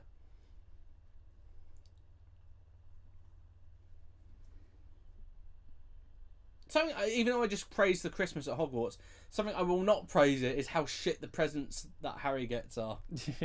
I mean, apart from this invisibility cloak he's gonna fucking get. Oh, yeah. He's got some pretty shit ones.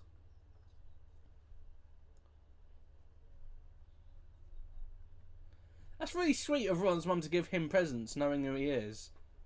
Yeah. That he hasn't got parents. I find that really sweet. I thought obviously it's a point of contention between Ron and Harry that Ron, in a way, feels jealous of the fact that Harry gets maternal affection from his mum. Yeah. But again, it's just sort of nice and sweet, isn't it? Nice the fact that he's accepted so much, especially by Ginny. Yeah. You know. I know. He's going sleazy for Weasley. Actually, speaking of sleazy for Weasley, what do you think of the Harry Potter and the Cursed Child? I haven't really looked that much into it, to be honest. Have you heard that Daniel Radcliffe is refusing to go and say it? Yes. Do you know the reason why? Not from remembering, no. Do you remember it being a good reason? No idea. Basically, he said he wanted it to people to go and enjoy it, and he felt if he went, yep. it will distract people too much from what they're actually watching and be more about them watching him watching it. Yeah. And he said he wanted it to stand on its own legs without needing his... That's fair enough. Which I really respect him for that. Because it shows you that he really does give a shit whether it's successful. Yeah.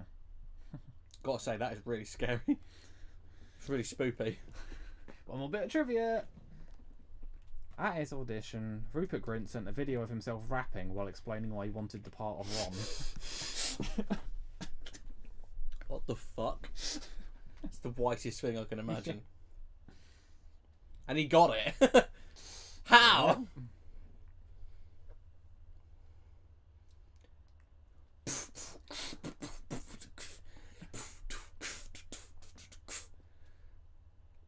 No shit. In the stupid bit of trivia, it tells you on the troll scene in the girls' bathroom, Daniel Radcliffe isn't really on the troll's neck because the motions would have snapped his neck.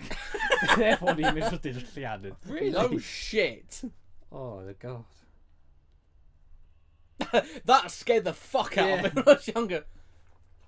Imagine when you open it. I feel like that's what's going to happen when I open the Kung Fu Panda book. No, that's what happens when we mention Kung Fu Panda in a video. It goes, ah!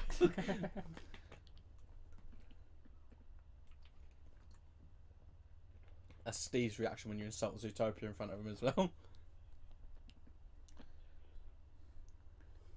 Apparently there's nearly 600 special effects shots in this. That's not that much, actually, when you compare it to something like Iron Man, which had like 2,000. Yeah. That'll do for trivia for now. We'll come back to trivia. And that's it for the trivia section. Bye. Oh, that's actually, it's all about David Bradley for a bit. He plays Filch. Again, he's quite a well-respected screen actor. He's actually probably well known for this, and he's in Game of Thrones, which in I think a big supporting part. I think he's known for that especially. But I don't know if you've seen it, An Adventure in Space and Time. Maybe? Where he plays William Hartnell. Oh, right. Yeah, Mm-hmm. I know him from that, and he's amazing. If there was ever going to be a First Doctor, he needs to be the First Doctor. He just owns it. Also, as a nice bit of trivia, why is Harry Potter the same height as Snape in this scene? Yeah.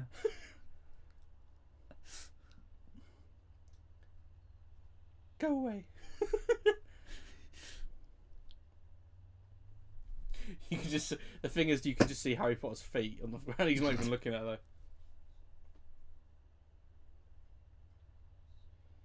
Bit of a production goof.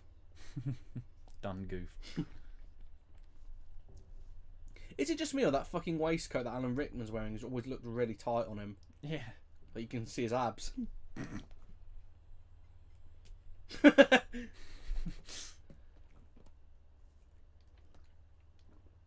I really like practical effects like that, because I get the idea that the runs just pretty much push the fucking door open.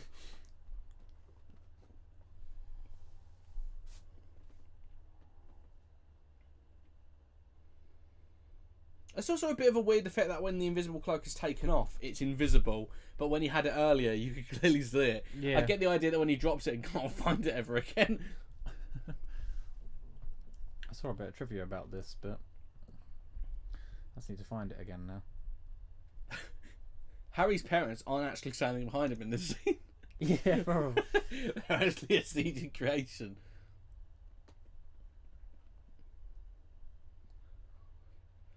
Daniel Radcliffe actually has normal parents.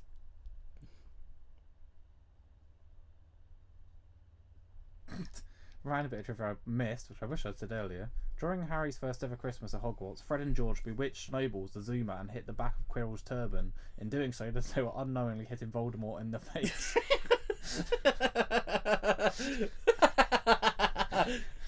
Oh, I'm gonna kill one of them and shoot the ear off the other. Yeah, that's why it happened.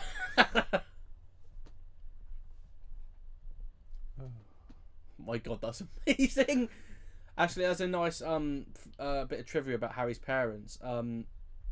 This is kind of weird. I didn't realise this until later on. In the later films, I don't know about Harry's dad, but Harry's mother is played by Gillian Anderson, which, if you don't know who that is, she played Sergeant Penhaligon in Cracker, so it's Robbie Coltrane's love interest. And can I just say, she got mighty fine in later years. She's a good actress. I mean, after just sexually objectifying her like I just did. And also, there's a nice bit of trivia. The mirror of Erised, is it Erised? Is desire spelled backwards. And it's also implied in this scene, when when Dumbledore looks in the mirror a bit later on, that he's actually seeing his sister alive and well, and him with his brother, which is a plot line you don't get to know until the last book. Huh. I mean, it's implied in the book that that's what he's seeing, because his answer just seeing a nice pair of warm socks is a bit bullshit. Fair enough.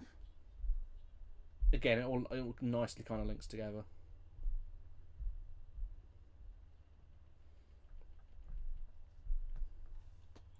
I think this is a weird little section in the book, because I don't know what... I get that it's just setting up the final confrontation with Voldemort, but I don't really... It's a bit kind of clumsily kind of added in for me, because he just kind of runs into it. Yeah. I don't even know why it's here anyway. See, I get why the Philosopher's Stone is here, but I don't get why the mirror's here. Especially because Dumbledore said it's just here and it's going to be moved soon, go back to its original home. I'm like... Fair enough. So I found it finally. What? Basically, you're right about the first bit, but the whole inscription around it basically means reading the... No, there you go, I'm gone. I show not your face, but your heart's desire. Oh, that's nice. Is that in Latin? Oh, it probably... Hang on. Oh, no, it's just backwards. Okay. I thought it was... For some reason, I thought that was in Latin. I guess kind of what Latin already is. Yeah. It's just nonsense dead... a nonsense dead language nobody speaks. I didn't say a nonsense dead language. Nonce. I'm getting the word. Nonce. Hello, Harry. I see you wandering about the castle again by yourself. You fucking weirdo. It's fucking spoopy around here. That's right, I said it. I know what you kids say.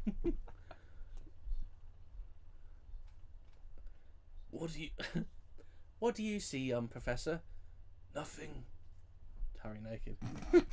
Nothing.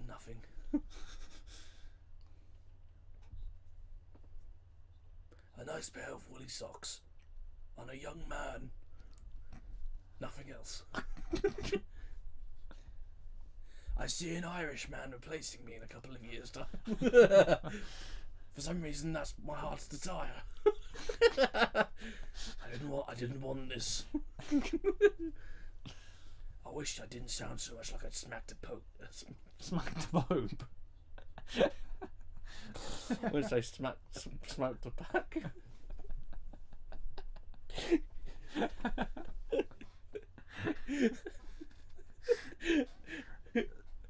Smoked a pack. I wish I'd smoked a pack before this. Smoked a pack. What the fuck does again? Smack the Pope.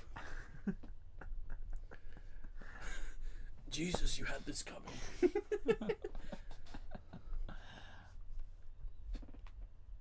What are you, a falconer or a wizard? That's Hagrid speaking now. Oh yeah, we haven't talked about the score yet. Yeah. It's probably best in this scene because it's quite prevalent. The score is done by he's quite a young upcoming composer called John Williams. I think he's going to be really famous. Yeah. He's going to do big things. He's going to get somewhere in life. He is responsible for some of the most famous film scores ever. Stuff like Raiders of the Lost Ark, Star Wars, Close Encounters of the Third Kind, I think, Jaws, Everything. Schindler's List, the Harry Potter films, Jurassic Park. Yeah. What else has he done? Don't know, you don't need to look, don't worry. I'm going to. He's responsible for... He's basically any whimsical score you've ever heard in any film, he's probably responsible for it. And did you know that Steven Spielberg actually wanted to direct this film? He was one of the names that was tossed... He was one of the names that was tossed about. I think that was probably why he ended up scoring it. Fair enough. Also, John Williams is getting on a bit, so I don't think he's... It's great that he scored the first 3 films, I think, and then he came back to add that nice bit at the end of the last one. You know, leaving the score. It's a piece of music you hear at the end of this film, and they reuse it in the last film. Yeah.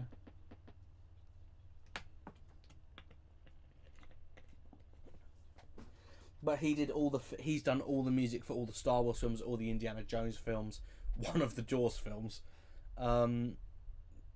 He's done so many different franchises. Yeah, I'm getting there. Saving Private Ryan. Oh, did he? I didn't know he did that. Or music producer, I don't know. It might not be entirely right. It's Norbert.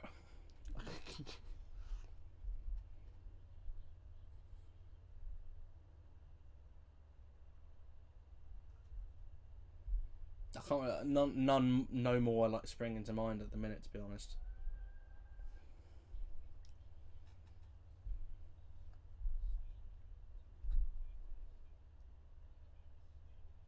Oh, it's Fang. It's the first time we're seeing Fang. I think Fang's actually a bloodhound. All right. In the books, he's just... I love the fact that the chairs are huge, by the way. It's a nice attention to detail. I can't remember what he's described as in the book, but that's basically the biggest dog they could possibly get. Although that's just a puppy to Hagrid, I guess. And this is kind of starting off a character thing with Hagrid. He likes dangerous animals for some fucking reason. It's one of the things that Hagrid It's basically one of the things he's most. Shit, that's hot. It's one of the things he's most known for. That this Norbert, Buckbeak, Aragog, the Hungarian Horntail. Yep. That's probably it. I was reading earlier there was a cut scene between him and Harry when they're in Diagon Alley about he's just talking about his love of dragons and stuff. That's the scene I was talking about earlier when on the train.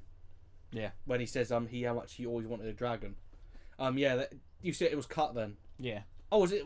I'm pretty sure I read it was filmed. They just cut it. Yeah. I would like to see one day a version of the film that has all the cut scenes added back in, because I'm a sucker for that stuff. Because I understand why they've cut it out originally, but I want to see that. I want to see that stuff. And in terms of like actually talking about being filmed, can I just say that the quality of the actual product is still great. It's not quite say like Fellowship of the Ring, where if you upscale it to a different format, you can basically see every blade of grass.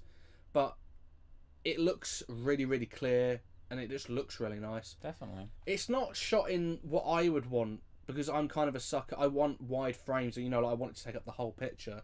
I don't understand why people do letterbox formats like that. I don't really know. It's just become a sort of thing, hasn't it? Yeah, I prefer like bigger frames. I like to see everything. I would want everyone to see the whole thing. Oh shit! I think it can make more stylized shots sometimes. Dun Sometimes. dun dun dun dun dun dun dun dun. Malfoy. Yeah, it works in some things, like in a noir film or like a western. It works. It's just that, just for my personal taste, I like, if you're showing a world, why not show all of it? Yeah, I guess. And for say like a shot like that, it would make it feel a lot more empty or something like that. It's just the way I would do things. Because I'm a director. Malfoy, you smug prick. You smug fuck.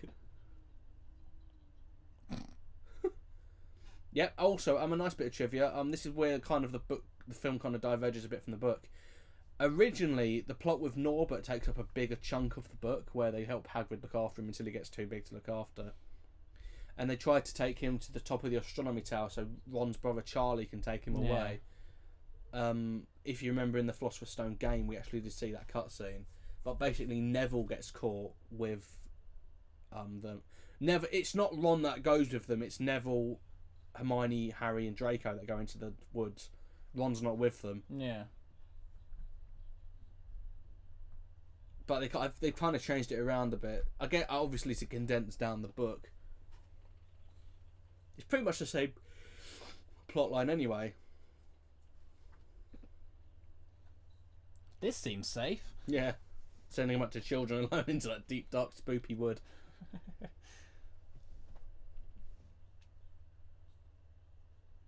Got a crossbow, you fuck. Oops, just like kills Filch. Still not on about that bloody cat, are you?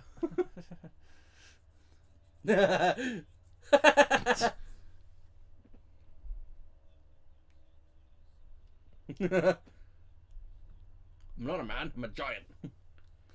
You can clearly tell by the fact I'm fucking 12 feet tall. I think in the book he's supposed to be about 15 feet tall. Obviously that's a bit... Not 15 feet, fuck. Jesus. But about 12 feet tall. Hagrid the skyscraper. Hello, Harry! hello! If he booted down that door, he booted down the whole fucking island.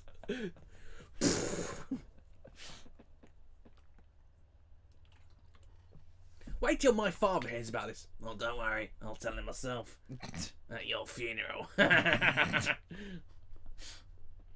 Now, stay close for warmth. Especially you, Hermione. Because you're a girl. Oh, Hagrid, that's sexism. Sorry, what?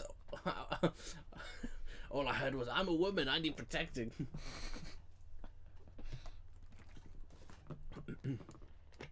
Wow, Hagrid, it's not a surprise you haven't got laid, ever. I mean, apart from that special night of Aragog. 8 legs come in handy. I just put my hands in a fucking paint. Someone's been painting their Ford. This bit used to scare me as well, to be honest.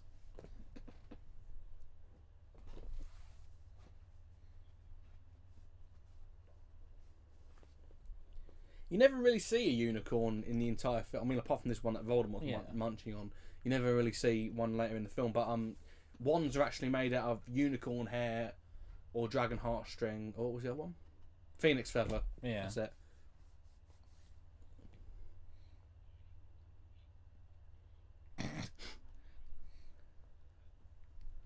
And again, in the book, they kind of do this a bit differently, where they send Draco, Neville, and Fang off together, and Hermione, Harry, and Hagrid go off in a different direction. But they've done it a bit differently.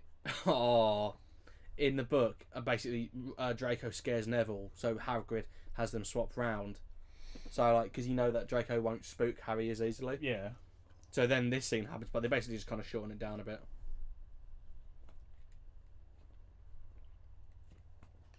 I have to wonder why he split them up, because that is fucking stupid. It's a bit.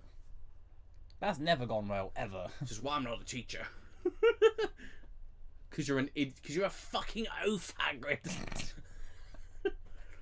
Stop saying that, you fat oaf. Now. Well, just Harry. I can't go in the woods. I'm just Harry. Well, just Harry. Listen, you fucking oaf.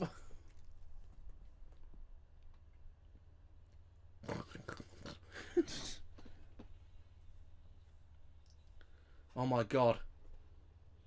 It's a UKIP party member. Oh! Sucking off the blood of the innocent. We found him in his natural habitat. He said he liked gay people. I have to ask why he's floating like a ghost. Yeah. Shire. Baggins. Stick to the path. Go back to the shadows. No man can kill me. I am no man. I am a horseman. I am half horse. I have a six-pack of a man. It's because I can do lots of chin-ups. Trust me, they're harder when you have a half-horse body. And guess what horse he's half of? Donkey! I once said I could eat a horse. Then this happened. My friends dared me to make love to a horse. Then this happened. I lost the bottom half of my body, and a horse nobly gave up at the top of, gave his head basically so I could live. Now this is kind of interesting. The Centaurs appear in this one film. They have kind of a presence in the fifth film. They don't really have a presence in any of the others, but in the books they appear in most of them. Like in book 5. That's it. Book 5, when they get rid of Professor Trelawney. This centaur, whose name is escaping me, have they said his name yet? Don't know. I haven't been listening. I can't remember his name, but anyway, he leads a divination class, and teaches them basically centaur religion, and basically all the girls like it because he's really handsome. All the boys hate it because he's a horseman. And they keep shouting things like, "Why the long face? Saddle up. This is the last straw." Oh god. It's Ron's line. Hey Harry, quit horsing around. Oh. Me and Hermione made a bet that you would get attacked. Come on, Hermione, pony up. Oh, what a hoof.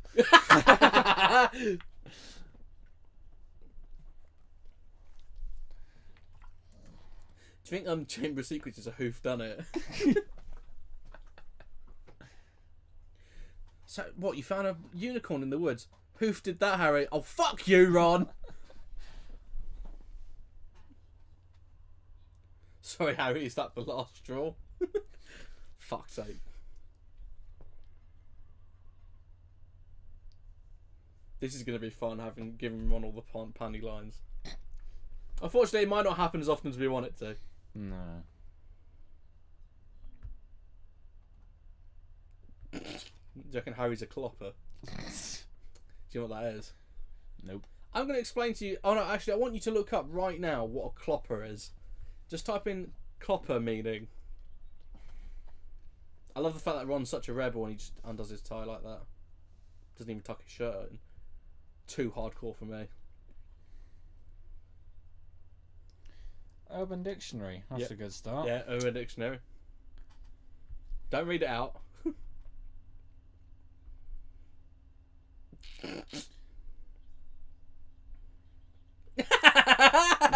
Fair enough. Are you scarred? Doesn't surprise me. You see, Hagrid sitting on the bed like,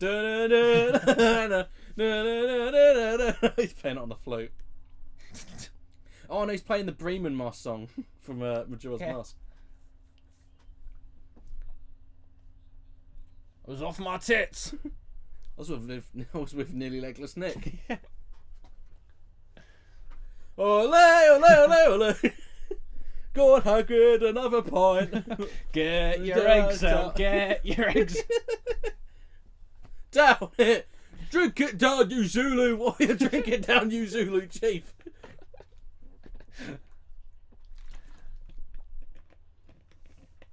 See, one thing you don't know about Hagrid, this actually is a piece of trivia you didn't actually read out. He's actually, besides being the the keeper of keys and the like the janitor of Hogwarts, pretty much, he was also a mean jazz flute player. Shit hot, some would say. Oh no, you can't say that. I haven't come prepared. Oh no, just takes it out of his coat.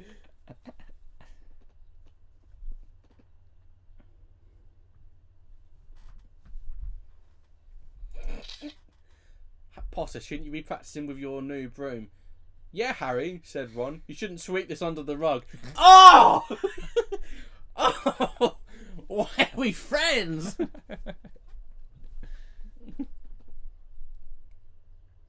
I'd respect Ron way more if it was like that. Shouldn't sweep this under the rug.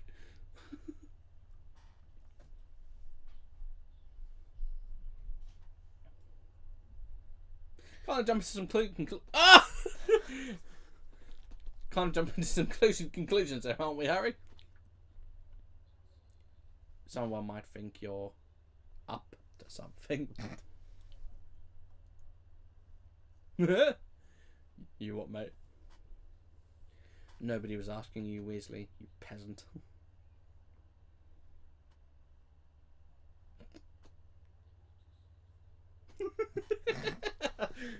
Alan Rickman, you're an absolute treasure. It's a shame you had to go, but you were an absolute treasure. No, Snape! Severus! Severus! Tonight we go into the pit.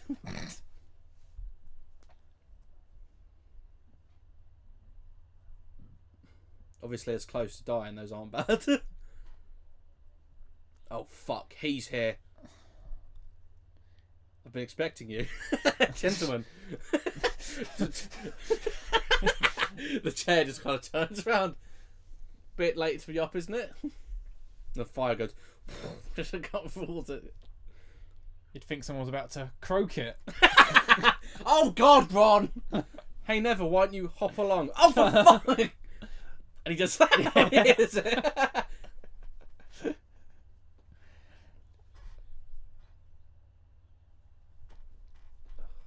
Sorry, Neville, we'll bring you back some Toad in the hole. Oh! And you see him go, just laying down. That's when he says it there. We'll bring you back some Toad in the hole.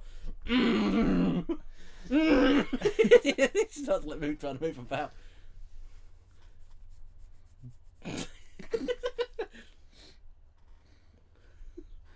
Come on, Neville. Don't you think you're being a bit shallow?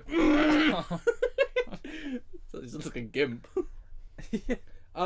There's something I really like about this film is like I've always loved like quests where they get to a final part of like a dungeon or a room, and each one person has a special skill that gets them to the next place. So, for example, Harry can play a mean jazz flute, I guess. Ron has a chess knowledge. Hermione is book smart, but Harry has the broom skill. You know, all of that. I like all that. I think that's really clever, and it makes the fact he's met all of them feel useful.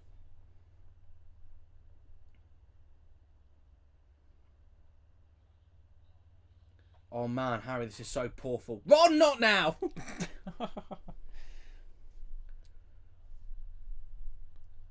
It's not the time for that. Oh, for Ron, if you should do one more pun, we're going to leave you here.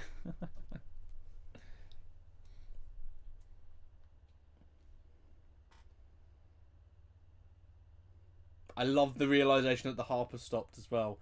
Holy fuck, this makes me laugh every single time I say it.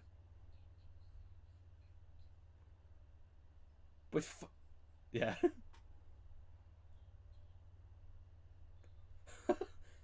Evening.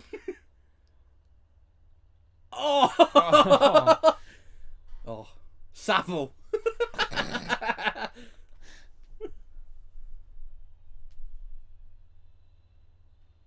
Yo. The thing I love most about Ron is he has the best reactions to anything. Yeah.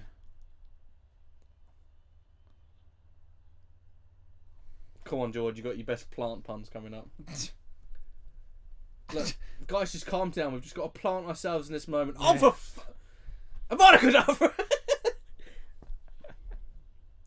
He's going to get worse next year. Guys, trust me. Oh, leaf it out. Christian! This is like one of my fan fictions.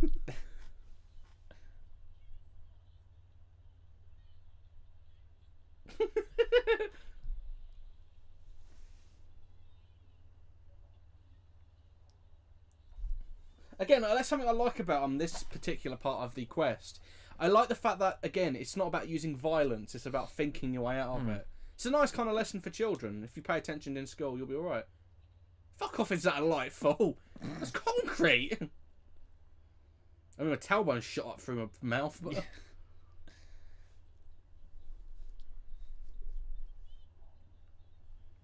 I love the fact he's panicking like that. Behind closed doors at Warner Brothers.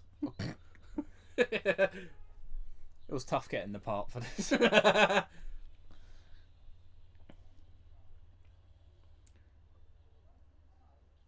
Oh!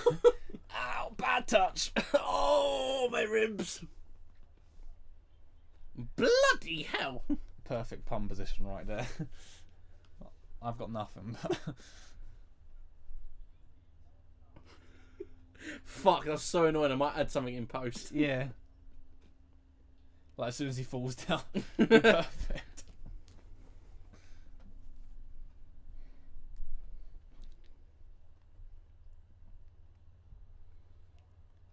I think these CG keys have held up pretty well, actually.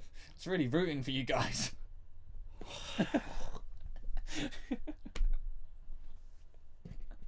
I knew you guys could find the root of the problem. Oh! Next time we'll leave you here. We can't bring you anywhere, Ron. I can see why your brothers don't like you. Now I know why you're poor. What, spending on too many lawsuits? Like, because people have sued him.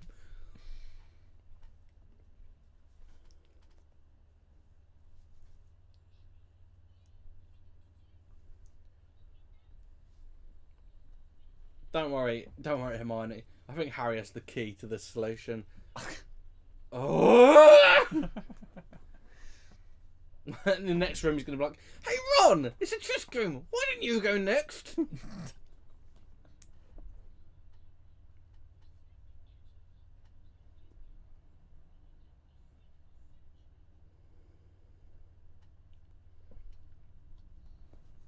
It's something I wish the later books and films did, is kind of include all three of them solving the problem. Yeah.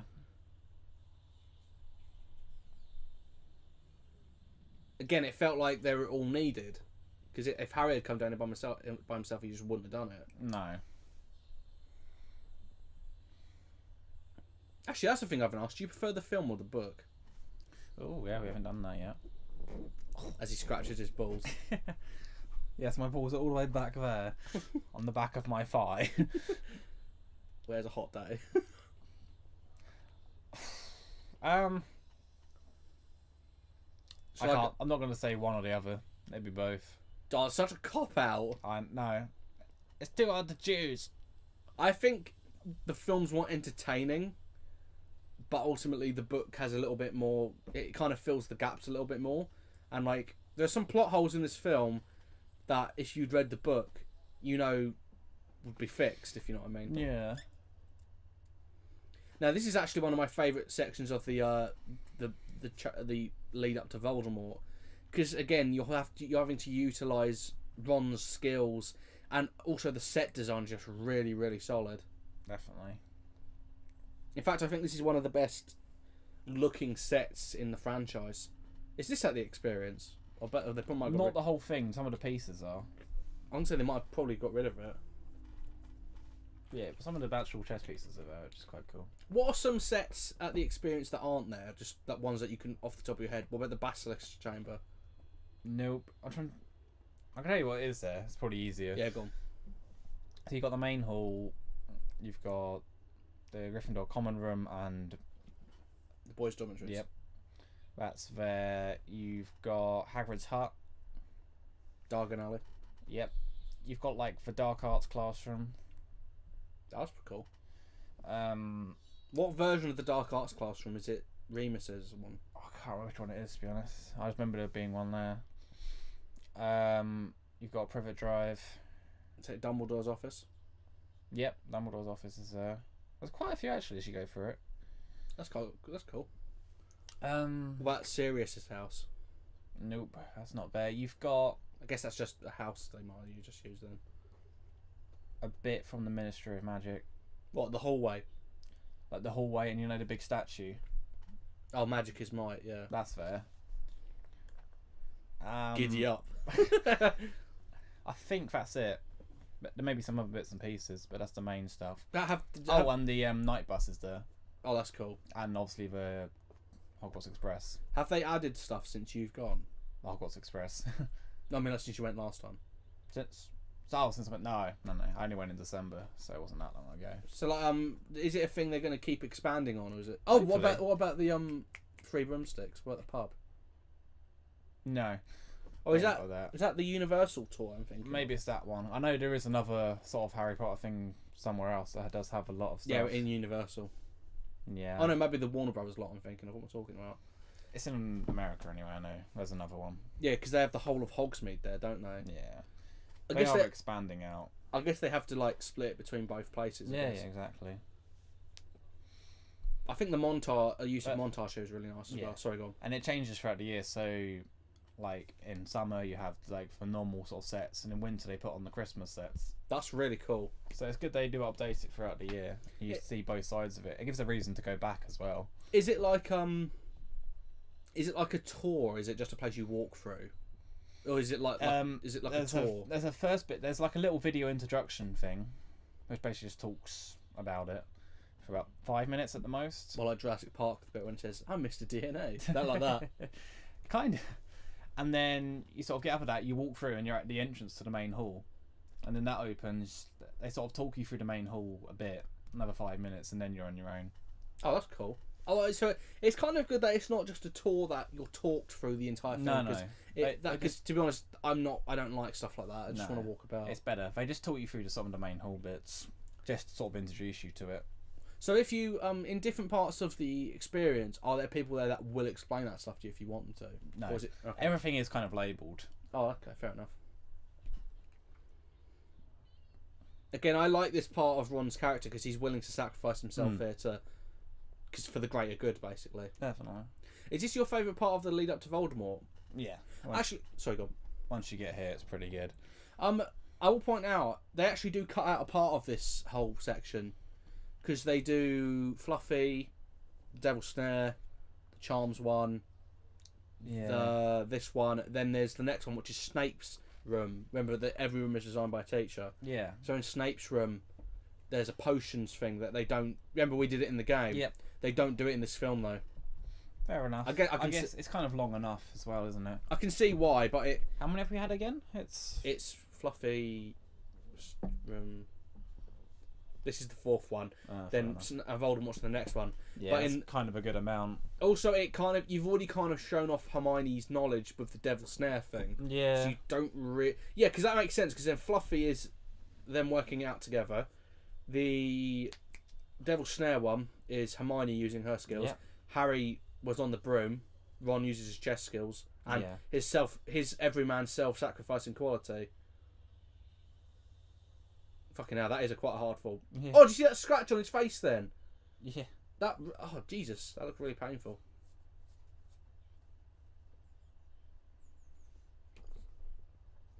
Yeah, so Dumbledore would have done the last room, which is the Mirror of Erised. Is that how you say Erised? I can't remember. Well, you've been listening to the film.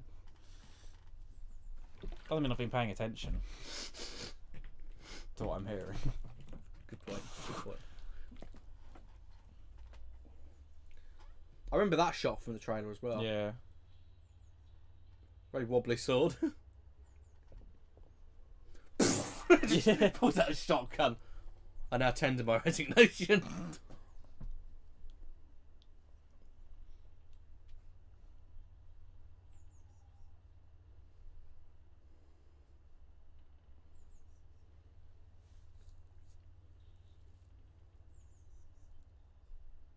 That's really ironic because we haven't seen Harry do a single spell in this entire film. Yeah, it's quite funny, but You're not laughing.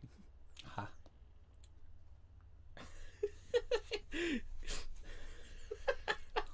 I've just got this really great image of like Ron's on the floor like that, and then as soon as Harry wins, it goes, checkmate. And just passes out. You get one.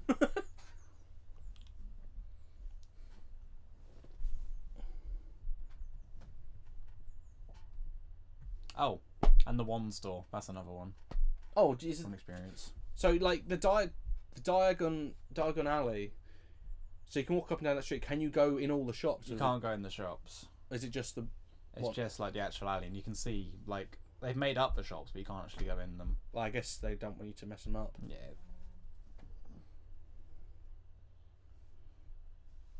Hello! It's actually Snape in Yeah. Quirrell's turban. Would you definitely recommend it for people then? Oh, definitely, yeah. What kind of food and drink are there? Is it all like normal Pepsi and that? Yeah, yeah. There's a normal restaurant. It's quite Fuck. expensive, but Why can't I have Harry Potter themed stuff? there is butterbeer. Is that any good? Never tried it. It's quite expensive. Roughly how much? £7? Possibly something like that. That's if that I can imagine it being about that. I've heard it doesn't even taste that nice. No, it tastes awful. You just said you never had it. From what I've heard, you see a lot of people leaving it. I reckon they just like pour it all back into the. Yeah. I think what else there is. There's a green screen sort of broom experience you can do. Oh, I've seen a picture of you doing that. I haven't done it. You took a picture of someone doing it. I might just took a picture of the area or a random person doing. What do you think of Quirrell? I guess Quirrell's not really the main bad guy, but what do you think of them using Quirrell and Voldemort as the first villains? I guess because I think it's a little. It kind of sets itself up because when you mentioned Voldemort a lot, but I think it's a little too soon to bring him back. Yeah, A little bit. it could have waited. Maybe if it was Quirrell by himself, and then in the second film you get a memory of Voldemort. Then in the third film you get a servant of Voldemort. Then you actually get to Voldemort in Goblet of Fire. Yeah, that would have been quite cool. it could have worked.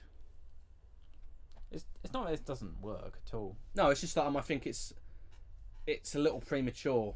Mm.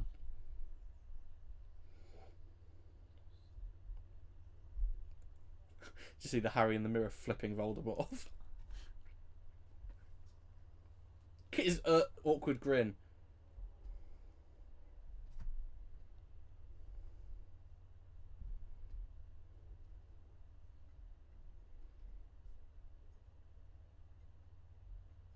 Someone's hands in my pocket.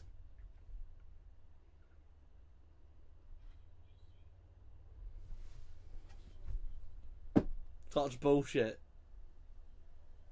Lies!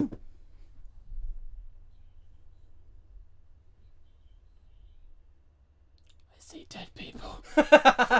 Perfect. We see Ron in the background. Hey! Now you're getting it, Harry. Let me speak to him. This will coax him to tell the truth properly.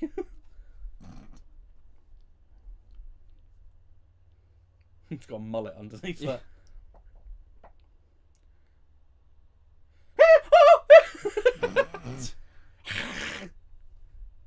It actually does look a lot like Nigel Farage, actually.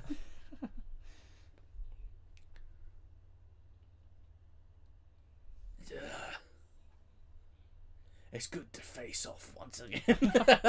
Oh, not you too, Voldemort. Oh my god. It's nice to meet you, face to face to face. Everything seems a little backwards nowadays. I just want to kill you all over again now, Voldemort.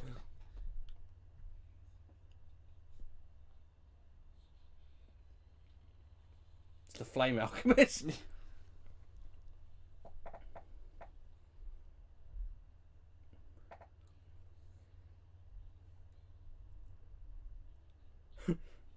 Harry Potter sucks.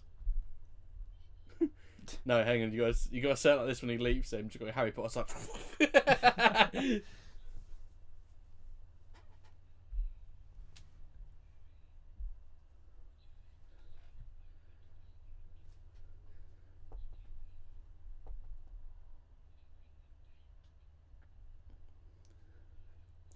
I wish I hadn't said it so early now, because I'm just waiting for the minute when he sleeps at him. Yeah, piss him off. That'll be the right thing to do.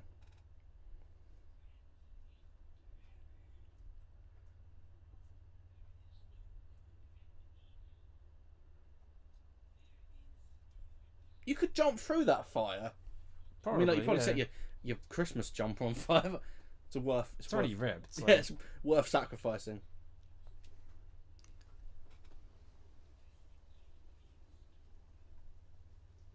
I actually still think that Harry Potter sucks. Timed it perfectly that time. Okay, what do you think of Quirrell's defeat here? Because I've heard some people can contest this as a little too cheesy. You know, he's defeated by the power of love. Yeah. But I think it's alright because I think it's alright for this film. But the love thing, they make sure that Voldemort does not have that as a weakness anymore. Yeah. Like he says, it's just as Dumbledore says, it's old magic that he's not familiar with and he underestimates. It's not like Harry's got a be-all and end-all weapon. It's just something that he wasn't expecting. Yeah. It's like if someone had an old musket pistol and they weren't expecting it to be that powerful, and then someone shoots them with it. Yes. Now, Quirrell does actually get a mention later on in Goblet of Fire, but that's pretty much the end of him. Yeah, basically. It's very short-lived and... It's kind of like a nice foreshadowing to the Horcruxes as well, because as he mentions, he is kind of using Quirrell as a Horcrux. Yeah. It's kind of a nice foreshadow to that. And again, it feels very much like J.K. Rowling had planned it all out. She knew exactly what she was going to do, so it all feels very natural and seamless. Yeah. I don't know how he's doing that.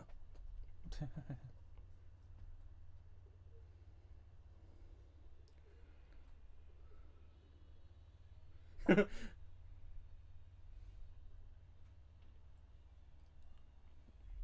pushed over by the wind. Fuck you, Casper. Blair. I am now the dead. Blair.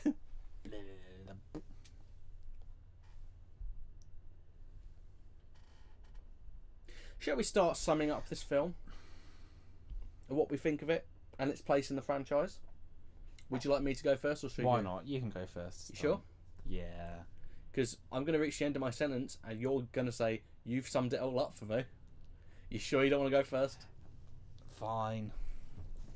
So basically what I think... God. Oh. Yeah. I'm waiting for you to start. I know.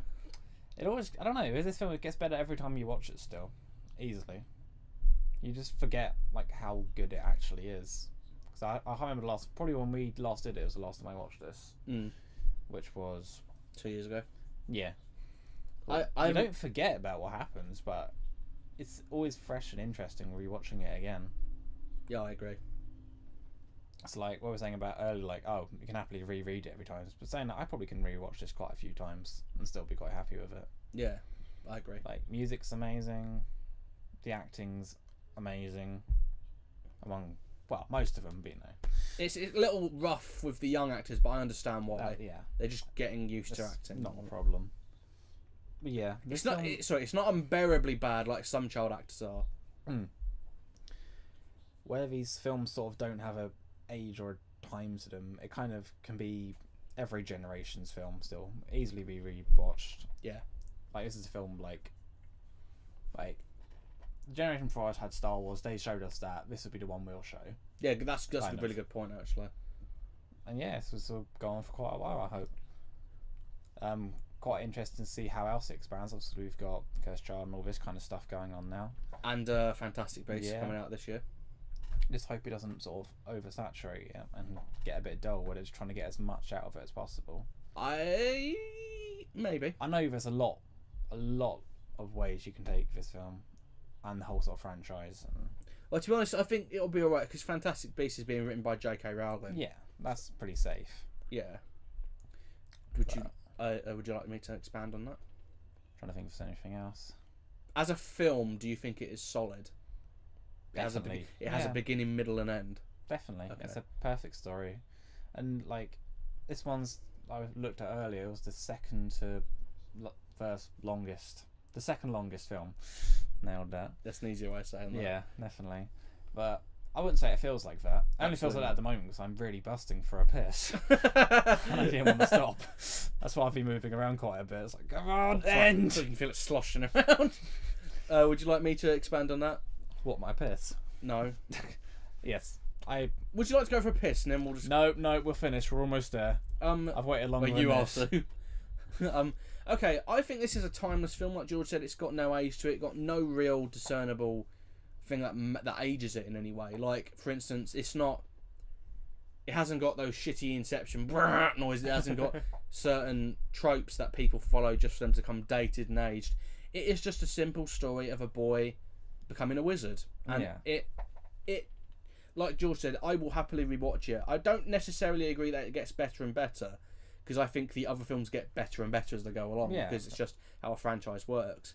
But is it solid? Fuck yeah, it's one of the most solid films I know. Like, it doesn't get any worse. It has solid performances.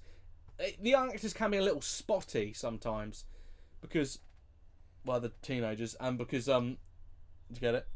I do. That was a Ron level pun. But they get better and better for me, and it's just a franchise that feels fresh every time I see it, and it's just got so many ideas that they are adapted from the book, but they've also had to do them in a visual, interesting way. And it doesn't feel like old ideas. No. Do I recommend the book over the film? I recommend watching the film first, because if you're not a fan of reading, or especially reading literature, it can be a little daunting to start up a 7-book franchise that only gets bigger and bigger with each book. I'd recommend starting with the films, and if you like them, the book will expand on plot points that you might have enjoyed. So in Order of the Phoenix, you get to know a lot more about Umbridge, you get to know more about the Dumbledore's army stuff. With Philosopher's Stone, you get to know a lot more about Hogwarts. It's kind of like a good introduction to the series. You get your base level lore, you get the story, you get the characters, and it sets up the other films. But if you read the books, it expands all of that for you. You get to know them a bit more. Do I recommend the PS1 game? Yes. Yeah. Actually, did I tell you? Remember I said I got my GameCube the other day? Yeah. And I got Chamber of Secrets for GameCube. They sent me the fucking Spanish/Italian version. What? Like, thanks. Even though I had a UK cover. Come stars, beaches. Come star bucket basilisk. But to be fair, I can buy a new version of the game for £3. Why have you got Italian Spanish? I don't know. Surely you can change the language in the game. No, that's what's on the menu when you first load it up. You might be able to change it. You really can't. You got to translate this fucking Spanish to find it though.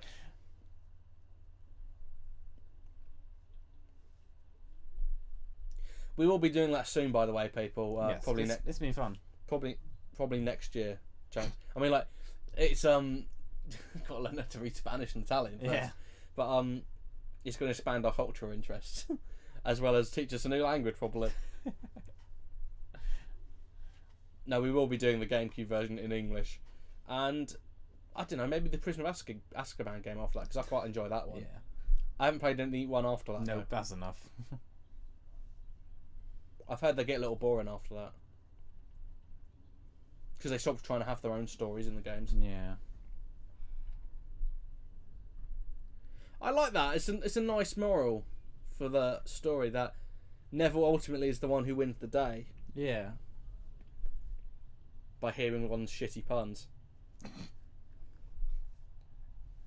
Hey Neville, did Hermione use Petrificus Totalis on you again? Just see like Harry for a chicken leg. I mean an invisible chicken leg because it's not there yet. Bullshit! He had that planned all along. Yeah. I find it's a little bit bullshit because the Slytherins constantly get fucked out and stuff like that. That's why they're so pissy all the time. That's why nobody likes them. It's actually classism and racism. Hey Harry, what Ron? Hats off to us. Oh, you get one more Weasley, one more. Then we'll have to see you for another fucking year.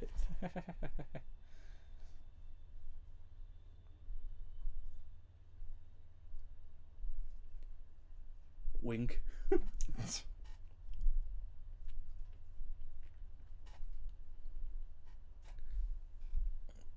that's pretty much it for the first year of Harry. God. That's pretty much it for the first year. And we're not there yet. Got like another 2 minutes. Harry's already busting to go back to Hogwarts and George is busting for a piss. Yes, I am. As soon as this is done, I'm rushing out that door. Pushes her in for the face. Yeah. Bring it all full circle.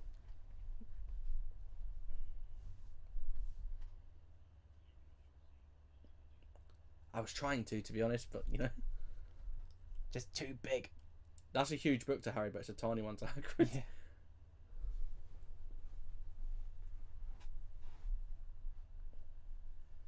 Yeah. LJ.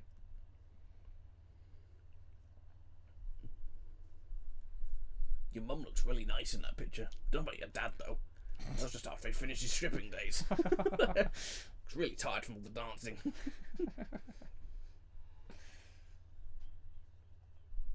Fuck off. Oh, fuck off.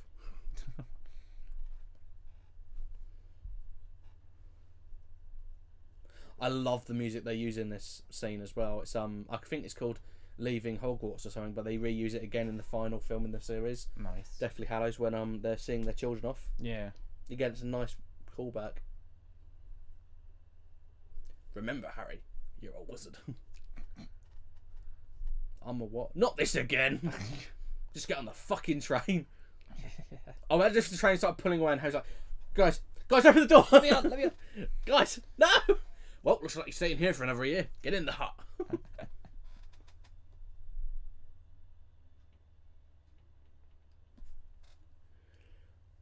Now another year of loneliness with Fag. Albus, come have a pint. We're gonna have some mad bants. Maybe a cheeky Nando's. Hagrid, you legend. You what? Let's have a cheeky Nando's, you fucking ledge. Oh. And that's it for the first part of our Harry Potter marathon commentary. We hope you enjoyed this commentary of Harry Potter and the Philosopher's Stone, and we'll see you next time for the Chamber of Secrets. Bye-bye! Bye.